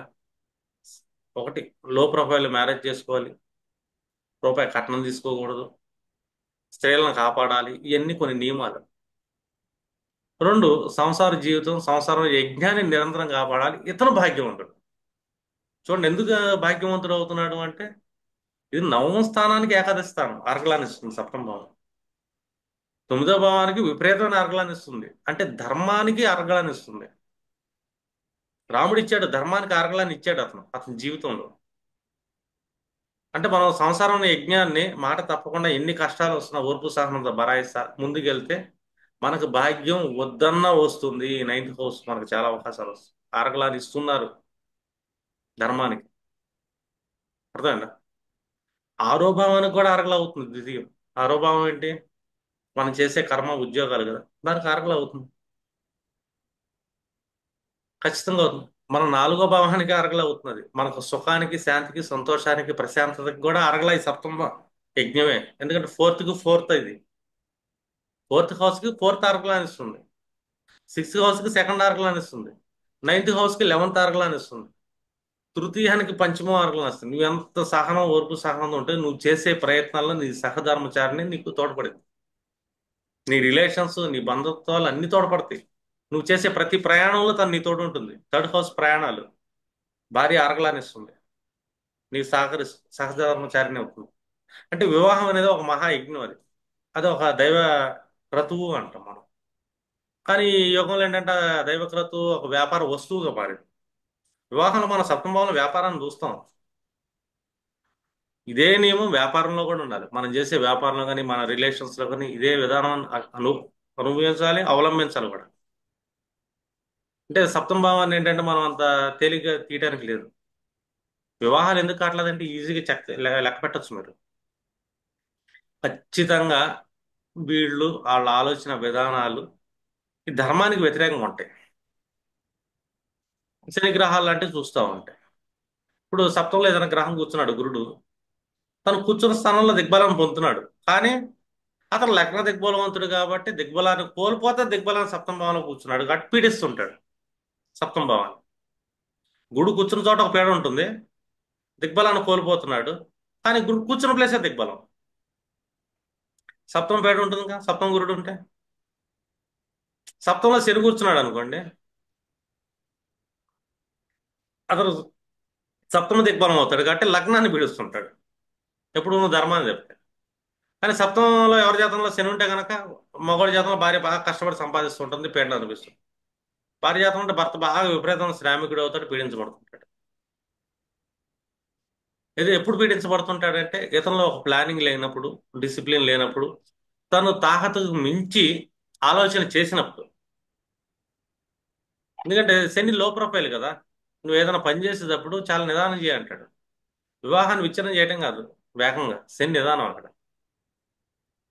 ఎన్ని కష్టాలు వచ్చినా ఓర్పు సహనంతో ఈ కర్మను నువ్వు అనుభవించు అని శని వైవాహిక కర్మ. ఎందుకంటే ఈ యజ్ఞం చేస్తేనే కదా రాముడు సుఖపానిపోయం కాదు రాముడి జీవితం. రాముడు విష్ణుమూర్తి అవతారం దేవుడే. కానీ మానవ జన్మ ఎత్తిన తర్వాత అతను సుఖంగా వెళ్ళలేదుగా వైవాహిక జీవితం. అడవుల్లోకి వెళ్ళాడు, తర్వాత సీత కోసం కష్టపడ్డాడు, మళ్ళీ తర్వాత సీత మళ్ళీ పిల్లలు కన్నప్పుడు అడవుల్లోకి వెళ్ళినప్పుడు ఒంటరిగా వేదన అనుభవించాడు. అయినా వివాహ ధర్మాన్ని తప్పలే ఆయన. రాముడి జీవితమే వివాహం అనే యజ్ఞానికి ద బెస్ట్ ఎగ్జాంపుల్. అందుకోసమే ఆయన జన్మ. రావణాసుని చంపటం కాదు. రావణాసుడు ఇతని వివాహ యజ్ఞాన్ని డిస్టర్బ్ చేయడానికి వచ్చిన ఒక రాక్షసుడు కాబట్టి ఆ యజ్ఞాన్ని సక్రమంగా వెళ్ళాలి కాబట్టి ఆ రాక్షసులను వధించాలి. ఇక్కడ మనిషి కూడా అంతే. ఎన్ని కష్టాలు వచ్చినా సమస్యలు వధించాలే గాని భార్యను వధించాలని కాదు. భార్య మనసును వధించాలని కాదు. ఎప్పుడు రాముడు సీత మనసును బాధ పెట్టలా. సీత మనసులో రాముడి మీద ఎప్పుడు ద్వేషం లేదు. రామాయణం అంటే అదే. రామాయణం అంటేనే మన సప్తమం. మనం డైలీ మొక్కుతాం రాముడిని, డైలీ చూస్తుంటాం. సంవత్సరానికి ఒకసారి శ్రీరామ నవమి కూడా చేస్తుంటాం. సంవత్సరానికి ఒకసారి చేస్తున్నాం అంటే ఈ సంవత్సరం నుంచైనా మన జీవితంలో మార్పు వస్తుందేమో అని చెప్పి దాన్ని ఒక పండగగా తీసుకొచ్చారు. ఇక నుంచైనా మన వివాహ ధర్మాన్ని మనం ఎన్ని కష్టాలు వచ్చినా కూడా కాపాడాలి మనం. సీతాదేవి అలాగే కాపాడింది. తను ఎన్ని కష్టాల్లో ఉన్నా కూడా రాముని మర్చిపోలే. తన ఆత్మ ఈయనతో నిత్యం కలిసి ఉంటుంది అని. సప్తం బయట ఉండదండి. వాళ్ళు ఎంత దూరం ఉంటారు, మనకి ఆపోజిట్ హౌస్ లో ఉంటారు, కానీ సప్తమ నా బ్రెయిన్ లోనే ఉంటుంది, నా ఆలోచనలో నా భార్య ఉంటుంది అని. సీతకు సప్తం రాముడే. తన ఆలోచనలో తన భర్త ఉన్నాడు. అంటే భార్య ఆలోచనలో భర్తే ఉండాలి, భర్త ఆలోచనలో భార్య ఉండాలి. ఇది ధర్మం. ఇది భావోద్భావం పరాశర మహర్షి మనకు చెప్పిన జ్యోతిష్యం అది. అంటే ఏ గ్రహాన్ని ఎక్కడ కూర్చోబెట్టారు, ఎందుకు కూర్చోబెట్టారు, దాని యొక్క ధర్మం ఏంటి. తులారాశిలో కూర్చున్నాడంటే మళ్ళీ ఇక్కడ ఒకటి ఉంది. తులారాశికి సంతోషం, సంగీతం, శ్రీకృష్ణుడి అంశ కూడా ఉంది. తులలో శ్రీకృష్ణ అంశ ఉంది. ఇక్కడ మళ్ళీ న్యాయమే. చూడండి, వాళ్ళు ఎంత దూరం ఉన్నా కూడా రాధాకృష్ణులు అనేవాళ్ళు వాళ్ళ మనసులో ప్రేమ ఆనందం ఉంటుంది. ఒక సంగీతం అనేది వాళ్ళలో వెళ్తూ ఉంటుంది అని. దీన్ని అనురాగం అంటాం మనం. భార్యాభర్తల మధ్య ఏముండాలంటే అనురాగం అనేది ఉండాలి. వ్యాపారం క్యాలిక్యులేషన్ కాదు. మా ఆయన ఎంత తెస్తున్నాడు, ఎంత తేట్లేదు, నేను పట్టుచీర అడిగితే తేలేదు, జాకెట్కి ఎంబ్రాయిడింగ్ అడిగితే డబ్బులు ఇవ్వలేదు, ఇలాంటివి కాదు ఉండాల్సింది. గాజులు అడుగుతుంటే తిడుతున్నాడు, బొట్టు పిల్లల ప్యాకెట్ కొనటం చేత కాదు మా ఆయనకి, మా ఆయన వేస్ట్, మీ ఆయనే మంచోడే.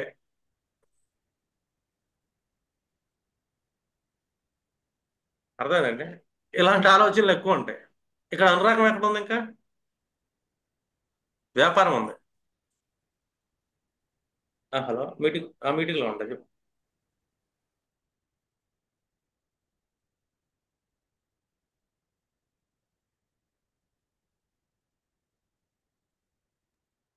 అంటే అనురాగం లేదు కదా సప్తమభావంలో. సప్తమభావం తులారాశి అంటే ఏంటి? ఒక కృష్ణ అంశం ఉంది దాంట్లో. కృష్ణుడికి తెలిసింది ప్రేమించడం అనురాగం. అంటే భార్య భర్తను ప్రేమించాలి, ఎన్ని కష్టాలు వచ్చినా భర్త భార్యను ప్రేమించాలి. అది ఒక యజ్ఞమే. ఈసారి ఆయన ప్రేమ రూపంలో తీసుకెళ్ళాడు. అంటే భార్యాభర్తల మధ్య సంతోషం ఎందుకు వస్తుందంటే ఒకళ్ళని ఒకళ్ళు ప్రేమించాలి, ఒకళ్ళ మీద ఒకళ్ళకి అనురాగం ఉండాలి. అంతేగాని రేపొద్దున ఏదో ఆర్థిక సమస్య వచ్చింది, భర్త కష్టం వచ్చింది, నా కోరికలు తీర్చట్లేదంటే అర్థం చేసుకోవాలి అక్కడ. ఎందుకంటే అక్కడ కర్మఫలదాత శని కష్టపెట్టదాడు. మనం ధర్మం తప్పినప్పుడు వాళ్ళు ఇబ్బంది పెడతాడు. రావణాసురులు లాంటి రాక్షసులు సమస్యల రూపంలో వస్తూ ఉంటాయి. అర్థమైందా? రావణ చెరలో ఉన్న సీత రావణుడు తలుచుకుంటే ఆనందంగానే ఉంది ఎన్ని కష్టాలు వచ్చినా. అంటే అర్థం ఏంటంటే ఇక్కడ రావణాసురుడు అంటే మీరేంటంటే ఒక వ్యక్తిగా చూస్తున్నారు కాదు, మనకు వచ్చే సమస్యలైన కష్టాలు. అయినా ఒకళ్ళ మీద ఒకళ్ళు అనురాగం పోకూడదు అని మనకు వైవాహిక ధర్మం చెప్తుంది. మొత్తం బాగుంది. కానీ వివాహాలు ఎందుకు కావట్లేదంటే వాళ్ళ జాతక చక్రంలో చూడండి, గ్రహాలు దిగ్బలాన్ని కోల్పోతూ ఉంటుంది. సప్తమ భావం పాపార్గంలో పాపకర్తెరలోకి వెళ్ళిపోతూ ఉంటుంది.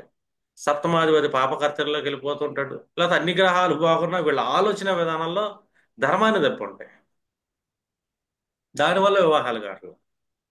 అర్థం. నవాంశలో కుజుడు కూర్చున్నాడు చతుర్థ భావంలో. ఫోర్త్ ఆస్పెక్ట్ సప్తమాన్ని ఇచ్చాడు. ఇప్పుడు ఏమనుకుంటాడు, నాకు యంగ్స్టర్ భార్య కావాలి, నా బాడీ బిల్డింగ్ ఉన్న భర్త కావాలి, నా ఏజ్ కావాలి, నా బాగా సంపాదించాడు కావాలి, దూకాడు కావాలనుకుంటే పీడెన్స్ పడుతుంది. జాతకం పీడెన్స్ పడుతుంది అంతే. నాకు షార్ట్ టెంపర్ ఉందంటే ఫోర్త్ హౌస్లో అశుభ గ్రహాలు కూర్చొని ఉన్నాయి. చిరాకు, కోపం, షార్ట్ టెంపర్. కానీ వివాహానికి ఏం కావాలి? మనకు శని చెప్పాడు, ఓర్పు, సహనం కావాలి. నీకున్న యాంగ్జైటీ వివాహానికి పనికిరాదు, విచ్ఛిన్నం చేస్తుంది యాంగ్జైటీ. నీ ఆవేశంగా తీసుకునే మానసిక నిర్ణయాలు విచ్ఛిన్నం చేస్తుంది. నాలో 4 గంటల రాహువు కూర్చున్నాడు, 4 గంటల కేతు కూర్చున్నాడు, ఓకే, వెరీ గుడ్. సప్తంలో గచ్చి కూర్చున్నాడు, సూపర్. నువ్వు స్పిరిచువాలిటీ పెంచుకో, నీ వివాహం నిలబడింది. ముందు భగవద్గీత లాంటి గ్రంథాలు చదివిన తర్వాత, స్పిరిచువాలిటీ అయిన తర్వాత అప్పుడు పెళ్లి చేసుకో. అప్పుడు నీ వివాహం నిలబడింది. నీకు 4 గంటల కేతు కూర్చున్నాడు, నీకు వివాహం నిలబడాలి. నిలబడాలంటే ఏం చేస్తావు? నువ్వు స్పిరిచువల్ పర్సన్ అవ్వాలి. స్పిరిచువల్ పర్సన్ అయితే నీకు వివాహం నిలబడు, లేకపోతే లేదు. ఎందుకంటే వివాహాన్ని డ్యామేజ్ చేస్తుంటాడు అసలు. ఎందుకంటే మనకు వివాహానికి శని కదా కారణం, ఓర్పు సహనం కదా. ఓర్పు సహనం ఉన్న చోట యాంగ్జైటీ మనకి రాదు కదా. నాకు కోపం ఉంది, నాకు ఆవేశం ఉంది, నాకు షార్ట్ టెంపర్ ఉంది, నన్ను అర్థం చేసుకోవాలి, నా మాట వింటలేదంటే వివాహం విచ్ఛిన్నం అయింది. ఎవరికైతే ఆవేశం ఉంటుందో, మానసిక ఆవేశం, మానసికంగా రాముడు లాంటి సహనం ఉండదు, అలాంటి వాళ్ళకి ఖచ్చితంగా వివాహానికి అర్హత లేదు. ఫస్ట్ రూల్ వాళ్ళ తల్లిదండ్రులు, నా పిల్లవాడికి కోపం అండి, షార్ట్ టెంపర్ అండి, ఆవేశం ఎక్కువ, దూకుడు అంటే పెళ్లి చేయమాకు. నా కూతురికి బాగా ఆవేశం ఎక్కువ, కోపం అంటే పెళ్లి చేయమాకు. వీళ్ళకి వివాహానికి అర్హత లేదు. వివాహానికి ఫస్ట్ అర్హత ఏంటంటే ఓర్పు, సహనం, నిదానం. షార్ట్ టెంపర్లో ఆవేశాలు ఉండకూడదు. షార్ట్ టెంపర్ ఆవేశాలు ఉన్న వాళ్ళు ఎప్పటికైనా వివాహాన్ని విచ్ఛిన్నం చేస్తారు, ఖచ్చితంగా చేస్తారు. లేదా వివాహంలో పీడను కలిగిస్తారు సంసార జీవితంలో వీళ్ళ ఆవేశాల వల్ల. ఆవేశపడే వాళ్ళు మాత్రమే సంసార జీవితాన్ని నాశనం చేసుకుంటారు. ఓర్పు ఉన్న వాళ్ళు సంసార జీవితాన్ని నాశనం చేసుకుంటారు. భార్య భర్తలు ఇద్దరు ఒకరికన్నా ఓర్పు ఉంటే అతను లాక్కొస్తాడు సంసారాన్ని. అంటే వాళ్ళ ఫోర్త్ హౌస్, వాళ్ళ మానసిక స్థితి అశుభ గ్రహాలతో లేదు అని. వాళ్ళ జాతకంలో అశుభ గ్రహాలు కూర్చుంటే సంసారం నాశనం చేస్తారు. భార్య జాతకంలో కూర్చున్నాయి, ఇద్దరు జాతకాలు కూర్చుంటే విడిపోతారు. ఒకళ్ళ జాతకంలో కూర్చుని ఒకళ్ళ జాతకం లేదా సంసారం కష్టాలు తేలుతుంది. ఎందుకు పెళ్లి చేసుకున్నాం మా జీవితంలో అని చెప్పి పీడ అనిపిస్తారండి. అంటే ప్రతి మనిషి ఏంటంటే, ఒక వివాహానికి అర్హత ఏంటంటే ఎన్ని కష్టాలు వచ్చినా అందులోనే సర్దుకుపోతా ఓర్పు సహనాన్ని అలవరుచుకోవాలి అని. ఒక నిమిషం నేను అన్మ్యూట్ చేస్తాను.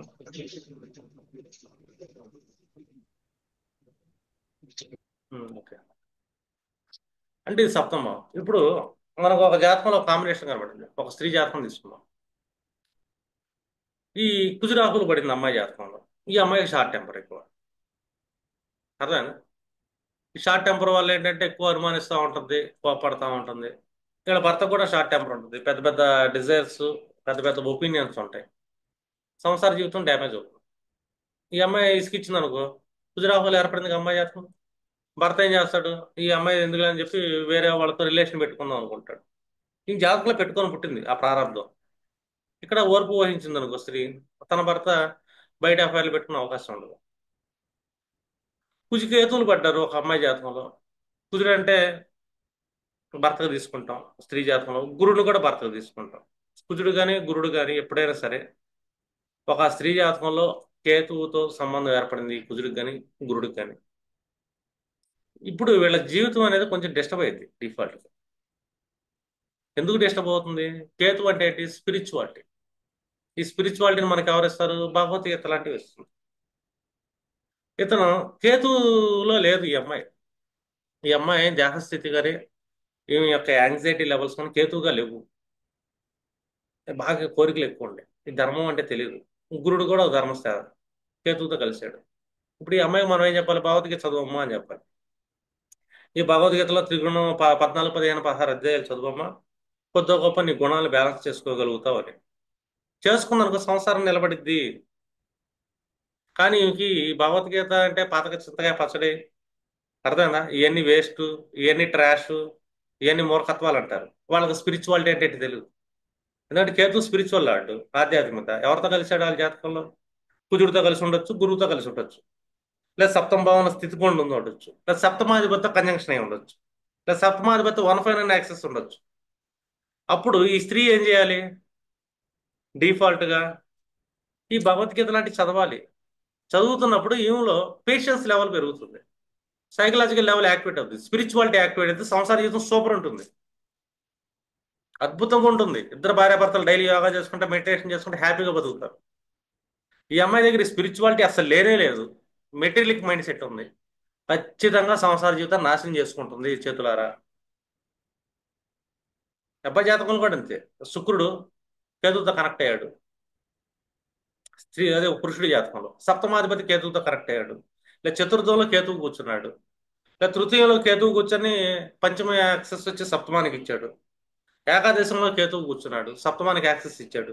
లేదా సప్తమంలోనే కేతువు కూర్చున్నాడు.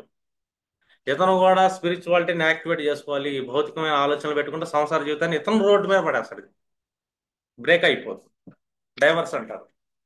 ఎందుకంటే ఇక్కడ వాళ్ళకి మానసిక స్థితి, స్పిరిచువాలిటీ, ఆధ్యాత్మిక జ్ఞానం మాత్రమే వీళ్ళ సంసార జీవితాన్ని, వీళ్ళ యజ్ఞాన్ని ముందుకు తీసుకెళ్తుంది. సంసారం అనే యజ్ఞాన్ని. ఎందుకంటే కేతు కనెక్ట్ అయ్యాడుగా. సప్తమ భావానికి కనెక్ట్ అయ్యాడు. పురుష జాతకంలో శుక్రుడు కనెక్ట్ అయ్యాడు. లేదా సప్తంలో కూర్చున్నాడు, మూడులో కూర్చున్నాడు, లేకపోతే ఏకాదశంలో కూర్చున్నాడు, సప్తమానికి యాక్సెస్ ఇచ్చాడు. ఇతను స్పిరిచువల్ పర్సన్ కాలేదు, సంసార జీవితం బ్రేక్ అయిపోతుంది. బ్లైండ్ ప్రిడిక్షన్ వచ్చి మీరు స్త్రీ జాతకంలో గురువు కుజుడితో కేతు కనెక్ట్ అయ్యాడు, సప్తంలో కేతు కూర్చున్నాడు, ఇంకా 3-11లో కేతు కూర్చున్నాడు. ఈ అమ్మాయికి స్పిరిచువాలిటీ లేదు, సంసార జీవితం నాశనం చేసుకుంటుంది, నో డౌట్. అంటే బ్రేక్ అవ్వడానికి, సంసారం ఎందుకు బ్రేక్ అవుతుంది అని. ఫోర్త్ లో ఈ శని కుజ రాహువులు ఎవరైనా కూర్చున్నారు అంటే సైకలాజికల్ యాంగ్జైటీ ఎక్కువైంది, ఓర్పు సహనం ఉండదు.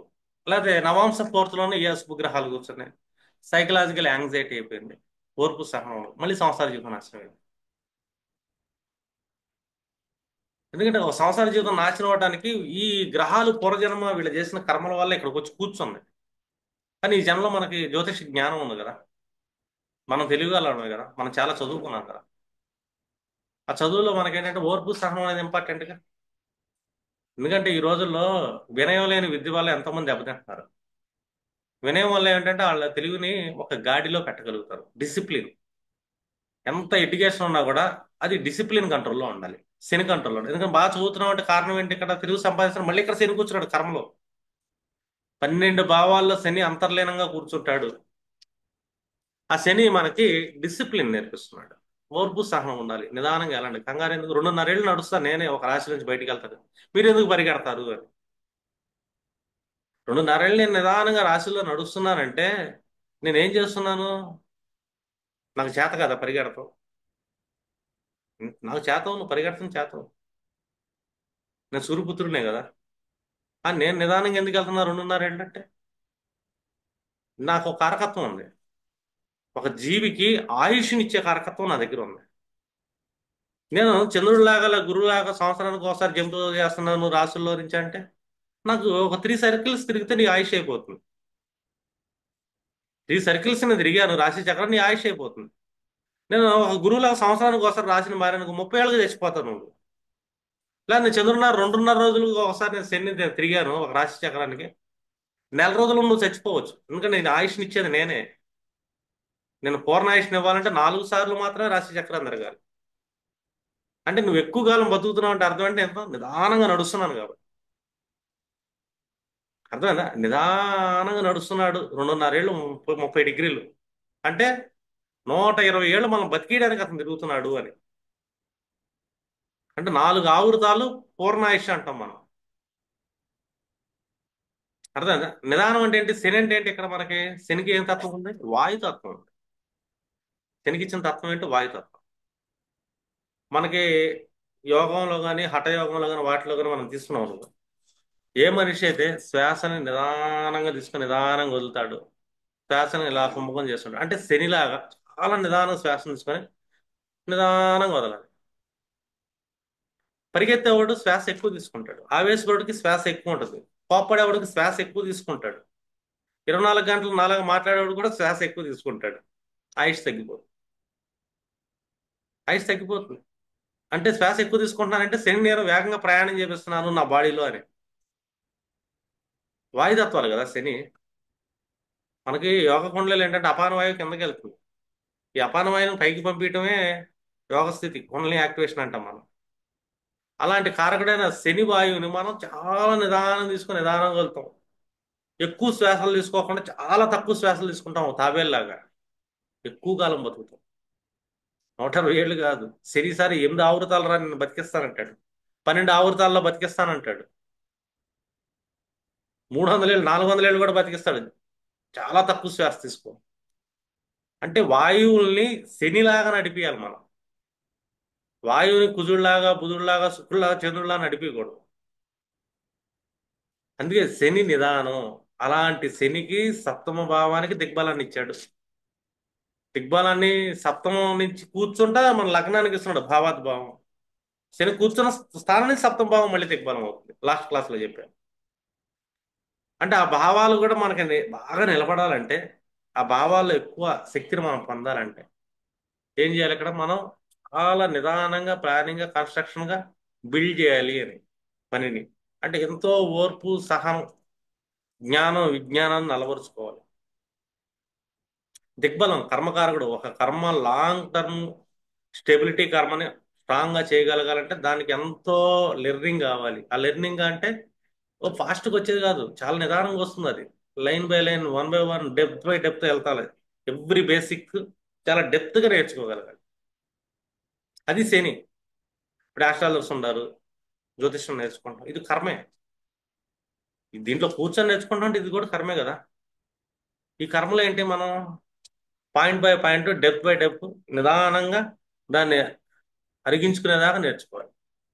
ఇది రోబోలాగా ఇలా అనగానే వచ్చేసేది కాదు. జ్యోతిష్యం చాలా లాజిక్స్ ఉంటాయి, చాలా బేసిక్స్ ఉంటాయి. జ్యోతిష్యంలో చెప్తున్న అడ్వాన్స్ కోర్స్ లేదు. అడ్వాన్స్ అనేది జ్యోతిష్యంలో లేదు అసలు. ఎందుకంటే పాత రోజుల్లో పాపం అడ్వాన్స్ అనే వర్డ్ తెలియదు వాళ్ళకి. పరాశరికి తెలియలే అడ్వాన్స్ అని. ఆయనకి తెలిసింది అధ్యాయాలు. సంజ్ఞాధ్యాయం, ఆయుర్ధాధ్యాయం, అర్థమైందా? అరిష్టాధ్యాయం, ఇలాగా ఒక్కొక్క అధ్యాయాన్ని అంటే ఒక్కొక్క బేసిక్స్ చెప్పుకుంటూ వచ్చాడు ఆయన. అలాగే యోగాలు, ఆనంద యోగాలు, ముహూర్తాలు, అర్థమైందా? అలాగే గ్రహ సంచారాలు, గ్రహచారములు, ఇవన్నీ ఏంటంటే అధ్యాయాలు ఇవి. ఓ అన్ని బేసిక్సే, నో అడ్వాన్స్. అడ్వాన్స్ కోర్స్ ఉంది ఆస్ట్రాలజీ అంటారు చాలా మంది, అది పెద్ద కామెడీ. నన్ను చాలా మంది అడుగుతారు, సార్ మీరు ఏంటి చెప్తారంటే నేను బేసిక్సే చెప్తాను. అది ఎన్నేళ్ళు చెప్తాను? నేను ఎన్నేళ్ళని బేసిక్సే చెప్తాను, నాకు అడ్వాన్స్ తెలియదు అంట. బేసిక్స్ ఇంకా బేసిక్స్లోకి వెళ్ళి చెప్తా. నో అడ్వాన్స్ ఇక్కడ. వాళ్ళకి తెలియదు కదా అడ్వాన్స్ అనేది పరాశరకి. వానికి బేసిక్ రూల్ తెలుసు. ఈ బేసిక్ రూల్ని అప్లై ఎలా చేయాలో చెప్తాడు. ఆస్ట్రాలజీ అనేది only basic knowledge, no advance ఉంటుంది దీంట్లో. అంటే ప్రతి బేసిక్ మనం డీప్ గా నేర్చుకోవాలి, నిదానంగా నేర్చుకోవాలి. ఎందుకంటే శని కదా, కర్మకారకుడు కదా. జ్యోతిష్ నేర్చుకుంటాం అంటే అది కర్మే. ప్రతి పనిలో శని ఉంటాడు. ప్రతి పని చేస్తున్నామంటే మనల్ని మనం చూసుకోవాలి. మన అర్థం ఏంటి అంటే మన సప్తమ భావం మన అర్థం. మన అర్థంలో ఎవరున్నారు ఉచ్చ స్థితిలో అంటే శని ఉన్నాడు. నిజ స్థితిలో ఎవరున్నారు? సూర్యుడు ఉన్నాడు సప్తమ భావం. సప్తమ భావం అంటే ఏంటి? రిలేషన్స్, వ్యాపారాలు, వ్యవహారాలు. అర్థమైందా? అదొకటే కాదు, మనిషి యొక్క కామ త్రికోణానికి కేంద్ర స్థానం సప్తమ భావం. 3-7-11లో కాలచక్రంలో మనకి తులారాశికి కేంద్రం ఇచ్చాడు. ఏ మనిషి కోరిక తీరాలన్నా, ఏ డిజైర్ తీరాలన్నా తులారాశిలో ఒక సమన్యాయం ఉంటుంది. సమన్యాయాన్ని పాటిస్తా తీర్చుకునే కోరిక వల్ల ఏ కష్టం ఉండదు అని చెప్పి శని చెప్తున్నాడు. తులారాశి ఇక్కడ ఆవేశం ఉండదు, ఎక్కువ తక్కువ ఉండదు. నేను 6వ భావం వైపు ఒరిగేది ఉండదు, 8వ భావం వైపు ఒరిగేది ఉండదు. ఎందుకంటే ముందు నొయ్యి వెనక గొయ్య. సప్తమ భావాన్ని మధ్యలో కూర్చున్నాడంటే అతను పిల్లర్లో ఉన్నట్టు. పిల్లర్ ఒక పక్క కొరికింది అనుకోండి, బిల్డింగ్ పడిపోతుంది. మన కోరికలు, కామాలనే జరుగుతుంది. ఈ పిల్లర్ ఇటు పక్క పడ్డా కూడా ఉంటుంది. పిల్లర్ పర్ఫెక్ట్గా ఉంటేనే కామ త్రికోణం అనేది బ్యాలెన్స్ లో ఉంటుంది. ఆ బ్యాలెన్స్ నిలబెట్టే డెప్త్ శని. అంటే డిసిప్లిన్. నీ కోరికలు తీరాలంటే దీనికి ఒక ప్లానింగ్ కావాలి. అర్థమైందా? నీకు ఒక డిజైర్ ఉంది, అది తీరాలన్నా కూడా ప్లానింగ్ ఉండాలి. తీరాలంటే ముందు ఓర్పు, సహనం ఉండాలి. ఆ పనిని తీర్చుకోగలగాలంటే ఒక సాధన మనం చేయాలి, ఒక సిద్ధిని పొందాలి, ఒక మోక్షాన్ని పొందాలి. అంటే ఇక్కడ డిసిప్లిన్ ఇంపార్టెంట్, ఓర్పు సహనం ఇంపార్టెంట్. ఎందుకంటే వివాహం అనేది ఏంటంటే మన రేతస్సుని కాపాడుకోవాలి. ఎందుకంటే మనిషి కోతి లాంటాడు. కోతి ఖాళీగా ఉండదు, ఏదో ఒకటి గెలుగుతూ ఉంటాడు. ఏ పని చేయకుండా కోతి నిలబడదు. మనిషి ఆలోచన కూడా నిలబడదు. ఈ ఆలోచనలు నిలబడడానికి జంతువులు ఏం చేస్తాయంటే పలానా కాలంలో సృష్టిని నిలబడటానికి మాత్రమే వాటికి సంభోగ క్రియలు జరుగుతాయి. మనిషి సృష్టిని నిలబడతాను కాదు, ఆనందానికి సంభోగం చేస్తుంటాడు. ఆ సంభోగాన్ని కంట్రోల్ చేయటానికి వివాహం అనే వ్యవస్థ ఉండాలని చెప్పి మహర్షులు మనకి ఇచ్చారు. ఆ వివాహ వ్యవస్థ ఫస్ట్ మోక్షానికి మొదటి యజ్ఞం కాబట్టి ఆ యజ్ఞాన్ని ఎలా కాపాడాలని చెప్పి రామావతారం చెప్తుంది. అర్థమైందా? ఆనందాన్ని ఎలా పొందాలని చెప్పి మోక్షం వైపు వెళ్ళటానికి తన రేతస్సును ఊర్ధ్వం వైపు తీసుకెళ్తానికి మనకి శ్రీకృష్ణుడు చెప్తుంటాడు. అంటే మోక్షం రావాలన్నా కూడా మన రేతస్సు రావాలన్నా కూడా మన బ్రహ్మచర్యాన్ని కాపాడుకోవాలన్నా కూడా వివాహ వ్యవస్థ ఇంపార్టెంట్. సప్తమభావం మన బ్రహ్మచర్యానికి మూలం. బ్రహ్మచర్యం అంటే ఒక లిమిటెడ్ సోర్స్. మన కామాన్ని మనం బ్యాలెన్స్ చేసుకుంటాం. అర్థమైందా? అలా కంట్రోల్ చేయాలంటే మనకు నిరంతరం ఒకళ్ళు కనపడుతూ ఉండాలి కదా. నిరంతరం ఒక వ్యక్తి కనపడుతుంటే దాని మీద ఇష్టం పోతుంది కదా. నిరంతరం మన పక్కన ఒక వ్యక్తి లేదనుకోండి, మనకి డైలీ ఒక వస్తువు తింటున్నాం అనుకోండి, దాని మీద పెద్ద వ్యామోహం ఉండదు మనకి. అలాంటి వ్యామోహాన్ని పోగొడటానికి ఒక స్త్రీని మన పక్కన పెట్టడానికి, ఈ యజ్ఞాన్ని కాపాడటానికి, మోక్షం వైపు వెళ్ళటానికి మనకు సప్తం భావం మన బ్రహ్మచర్యాన్ని బ్యాలెన్స్ చేసేది వివాహ వ్యవస్థ. అలాంటి వివాహ వ్యవస్థను మనం ఏం చేస్తామంటే బిజినెస్ వ్యవస్థను చేయకూడదు. ఇప్పుడు బిజినెస్ వ్యవస్థ ఏంది? పెళ్లి చేసుకుంటే కట్నం వస్తుంది. అర్థమైనా? పెళ్లి చేసుకుంటే భార్య, ఉద్యోగం చేసే భార్య వస్తుంది. నేను అడుగుతున్నా, నా దగ్గర చాలా మంది క్లయింట్స్ వస్తుంటారు కదా. దాని అమ్మాయి జాబ్ చేయాలని చూసుకుంటున్నాం అండి, అమ్మాయి గవర్నమెంట్ జాబ్ చేయాలండి, అమ్మాయి సాఫ్ట్వేర్ అయితే బాగుంటుంది, మా వాడికి కనీసం 8 లక్షల ప్యాకేజ్ ఉంటే బాగుంటుంది. నిజంగా నాకు ఒక్కసారి అయితే మైండ్ బ్లాక్ అయింది నా క్లయింట్స్ చూస్తుంటే. వాళ్ళు వ్యవస్థకి విరుద్ధంగా ఎలాగ వెళ్తున్నారు అని. మీకు తెలియదండి ఈ రోజుల్లో ఏంటని. కాదండి, నాకు బాగా కట్నం వచ్చేది ఏముందండి, నాకు నా జాతకంలో ఏముందని అడుగుతారు కొంతమంది. నాకు ఎంత కట్నం వస్తుంది అంటారు. అమ్మాయి ఏ దిక్కు నుంచి వస్తుంది అంటారు. వస్తుంది, మనం చూడొచ్చు. సప్తమ ఏ గ్రహంలో కూర్చుంది, ఏ గ్రహాలు బలంగా చూస్తున్నాయి, అది ఏ రాశి పడింది, ఏ నక్షత్రం పడింది, అది డైరెక్ట్ నుంచి చెప్పొచ్చు మనం. వాళ్ళ కర్మ ఆ దిక్కున వస్తుంది. కానీ మీరు కర్మ చేస్తున్నావు అంటే, నువ్వు ఒక మాట మాట్లాడుతున్నావు అంటే నీ నోట్లో శని వచ్చి కూర్చున్నాడు అక్కడ. అది ఒక కర్మే, మాట కూడా. శని కూర్చున్నాడు. నువ్వు మాట్లాడే మాటలో డిసిప్లిన్ ఉందా? అర్థమైందా? నిదానంగా మాట్లాడుతున్నావా? ఓర్పుగా ఉండవా? నీ ఆలోచన విధానం ఎంత ఉంది? ఆ మాట ఎంత రైట్, ఎంత రాంగ్, ఇవన్నీ శని చూస్తుంటాడు. మన మాట కూడా మన కర్మే. ఇప్పుడు ఈ డిసిప్లిన్ తప్పితే ఇది సప్తమ భావం రుద్రస్థానం అయింది, మారక స్థానం అంటారు. ఎప్పుడైతే మనం శనిని తీసాము సప్తమ భావంలో, అంటే శని యొక్క లక్షణాలు తీసాము అనుకో, మన దగ్గర కుజ లక్షణాలు బాగా పెంచుకున్నాం, శుక్ర లక్షణాలు బాగా పెంచుకున్నాం. ఎక్కడ పెంచుకున్నాం ఈ లక్షణాలన్నింటినీ? సెవెంత్ హౌస్ లో పెంచుకున్నాం. ఇప్పుడు ఇది మారకస్థానం, దినదిన గండం, దినదిన గండం. మారకస్థానం మనకే అయింది. ఎందుకు? ఒకటి సప్తమం మనకు మారకం, ఒకటి మనకు మారకం సప్తమం. రెండు, సప్తమానికి ఆయుష్ స్థానం ఒకటి ఉంది. సప్తమానికి ఆయుష్ స్థానం, మారక స్థానం ఏంటంటే మనమే. అంటే మనం నిరంతరం గంట గంటకి చచ్చిపోతా ఉంటాం అని, గంట గంటకి మరణాన్ని అనిపిస్తున్నాము అని. ఎందుకంటే సప్తమాన్ని శనిని తీసే మనం సూర్యుని కూర్చోబెట్టుకున్నాం. సప్తంలో సూర్యుడు కూర్చున్నాడు, సౌభాగ్యాన్ని తినేస్తాడు.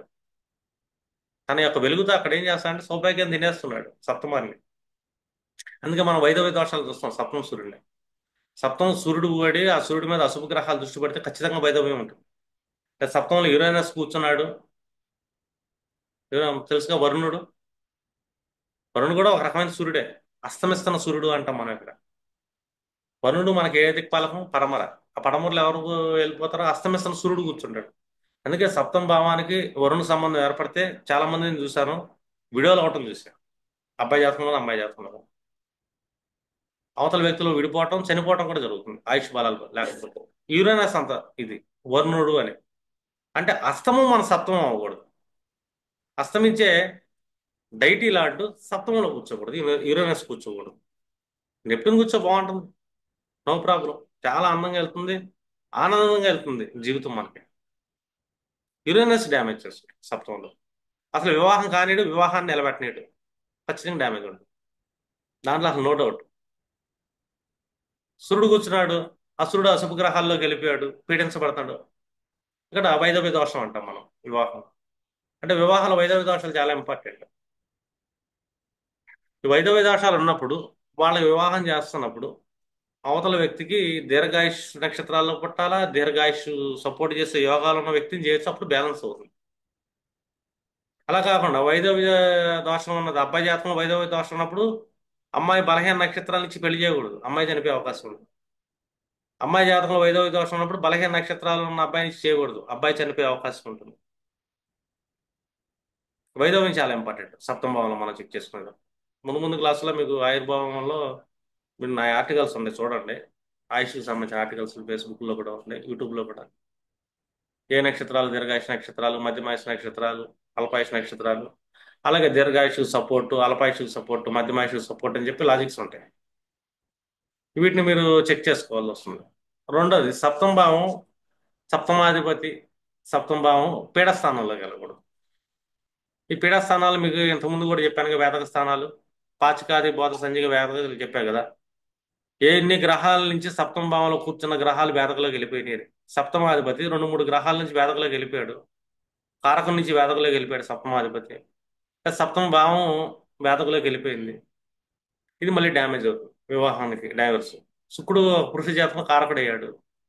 ఈ శుక్రుడు నడుస్తున్న దశానాథుల్లో కానీ మెయిన్ లార్డ్స్లో నుంచి వేదక స్థానంలో కూర్చోవచ్చు. అది డ్యామేజ్ అవుతుంది వివాహాన్ని. లేదా శుక్రుడే కారకుడయ్యాడు కాబట్టి శుక్రుడి నుంచి వాళ్ళ సప్తమాధిపతి ఫోర్త్ హౌస్లో కూర్చున్నాడు వేదక స్థానంలో, మళ్ళీ వివాహం డిస్టర్బెన్స్ అయ్యే ఛాన్స్ ఉంటుంది. ఇలా చంద్రుడి నుంచి మూడో భావంలోకి సప్తమాధిపతి వెళ్ళాడు. చంద్రుడు మనస్సు కదా, సప్తమాధిపతి వేదకలోకి వెళ్ళిపోయాడుగా, మానసిక వేదన ఇళ్ళు అనిపిస్తుంటారుగా, ఇక్కడ వివాహం డ్యామేజ్ చేసే ఉంది. చంద్రుడి నుంచి మూడో భావం వేదక స్థానం, సప్తమాధిపతి వెళ్ళి కూర్చుంది. అక్కడ దాకా ఎందుకు, ఈ చంద్రుడు పంచమంలో కూర్చున్నాడు ఇన్ కేసు, అక్కడి నుంచి మూడో భావం సప్తమం అవుతుందిగా. చూడండి, వాళ్ళకి సంసార జీవితంలో ఎందుకు ఇబ్బందులు పడుతుంటారు, మానసిక పీడన అనిపిస్తారంటే సప్తమ స్థానమే చంద్రుడి నుంచి వేదకలోకి వెళ్ళిపోయింది. చంద్రుడు పంచమంలో ఉన్నప్పుడు బుధుడు పంచమంలో ఉన్నాడు. అక్కడ ఆటోమేటిక్ ఏమవుతుంది, బుధుడి నుంచి మన ఆలోచన, బుధుడు బుద్ధి, వేదక స్థానంలోకి ఎవరు వెళ్ళిపోయారు, సప్తమ భావం వెళ్ళిపోయింది. పంచమంలో బుధుడు కానీ చంద్రుడు కానీ కూర్చుంటే వాళ్ళు సంసార జీవితం మానసిక పీడన అనిపిస్తున్నారు, ఆలోచనల పీడన అనిపిస్తున్నారు. లేదా అష్టమంలో కుజుడు కూర్చున్నాడు, కుజుడు పన్నెండో భావం ఏంటి, వేదక స్థానం, సప్తమ భావం అయింది. వీళ్ళ ఆవేశాల వల్ల, వీళ్ళ అనర్థాల వల్ల సప్తమ స్థానం పీడించబడుతుంది అని అర్థమైనా. గురుడి నుంచి అష్టమ భావంలో గురుడు కూర్చున్నాడు, పన్నెండో భావంలోకి సప్తమ భావం వెళ్ళిపోయింది. జ్ఞానం కదా, వీళ్ళ జ్ఞానం, వీళ్ళకి వచ్చే జ్ఞానం ఏంటంటే పనికిమాలిన జ్ఞానం అనేది ఒకటి ఉంటుంది. దానివల్ల సప్తమ భావం పీడించబడుతుంది. ఏడుపు పెడబొబ్బులు పెడితే సప్తమాన్ని పీడిస్తుంటారు వీళ్ళు. ఎందుకంటే అష్టమ గురుడు, గురుడికి పన్నెండో భావం అదే కదా, వేదక స్థానమే కదా. లేదు లగ్నంలో శని కూర్చున్నాడు ఒకళ్ళ జాతకంలో, శనికి సప్తమ భావం పీడస్థానం. అందుకే లగ్న శని ఉన్నవాళ్ళు సంసార జీవితంలో పెట్టిన అనుభవిస్తుంటారు. ఇవన్నీ పాచిక వేదకల్లో మీకు చెప్పారు. ఆ వేదక స్థానాలను ఇక్కడ అప్లై చేయండి సప్తమ భావం. అరగలను అప్లై చేయండి, అరగల విధానాన్ని. సప్తమ భావాన్ని ఎక్సలెంట్ ప్రిడిక్ట్ చేయగలరు. అలైన్మెంట్, ఈ యజ్ఞాన్ని మానవ జన్మలో తప్పకూడదు మనం, వైవాహిక యజ్ఞాన్ని తప్పకూడదు. శనిని బట్టి వెళ్ళాలి. శని అంటే లో ప్రొఫైల్, శని ఎక్కడ కూర్చున్నా కూడా ఆ భావంలో లో ప్రొఫైల్. పంచమం చూస్తే పిల్లలు చేస్తే ప్రతిదీ లో ప్రొఫైల్లో చేయండి, ఆర్భాటాలు చేయమాకండి, మీ పిల్లల జీవితాలు బాగుంటాయి. ఫంక్షన్లు కానీ ఏదైనా సరే సింపుల్గా చేస్తాడు, స్థాయిని మించకుండా వాళ్ళ దృష్టి దోషంలోకి వెళ్ళకుండా. ఎందుకంటే శని దృష్టి దోషాన్ని ఇస్తాడు స్థాయిని మించితే. ఈ గ్రహాలు వాటి పని అవి చేస్తాయి. మనం తర్వాత చేతులు కాలేక ఆకులు పట్టుకుని ఉపయోగం లేదు. అష్టాలతల చుట్టూ తిరిగినా కూడా పాపం వాళ్ళే ఏం చేయలేరు. అయిపోయిన తర్వాత వాళ్ళు ఏం చేస్తారు చెప్పు, కర్మ చేసేసిన తర్వాత వాళ్ళు చెప్పే రెమెడీలు కూడా యూజ్లెస్. అస్ట్రాలజీ అంటే ఒక ట్రాన్స్ఫర్మేషన్, మనం ఎలా జీవించాలని చెప్పేదే జ్యోతిష్యం. నీకు ఎలాంటి కర్మలు ఉండే, ఆ కర్మల నుంచి తప్పించుకోవాలంటే నువ్వు ఎలాంటి ఆలోచన విధానాన్ని అలవాటు చేసుకోవాలి, అలవర్చుకోవాలి అని చెప్పేది జ్యోతిష్యం. జ్యోతిష్యం అంటే ఒక రెమెడీ శాస్త్రం కాదు, ఒక అలైన్మెంట్ శాస్త్రం. ఇది ఒక ఇది సిస్టమ్, ఇది నేర్పిస్తుంది మనకి నువ్వు ఎలా బతకాలని సిస్టాన్ని. అర్థమైంది. చేతులు కాలేక ఆయింట్మెంట్ రాసుకుంటే మచ్చ మచ్చే. మనం తప్పులు చేస్తాం, మన ఆలోచనలో మనం తప్పులు చేస్తా, ఈ సిద్ధాంతానికి వ్యతిరేకంగా వెళ్తాం. ఎందుకంటే మనం రాముడిని ఎందుకు మొక్కుకుంటున్నాం డైలీ, జై శ్రీరామ్ అంటాం. ఆయన మన మన ఆయన నాలుగు మాట్లాడతాం, మన భార్యను నాలుగు తిడతాం, మళ్ళీ జై శ్రీరామ్ అంటాం. శ్రీరామ్ అంటే యజ్ఞాన్ని కాపాడు, కష్టాలు వస్తాయి, రాముడికే వచ్చినాయి కష్టాలు, తను కాపాడుకోవాలా యజ్ఞాన్ని, వైవాహిక యజ్ఞాన్ని. మీరు అదే అనుసరించండి అని.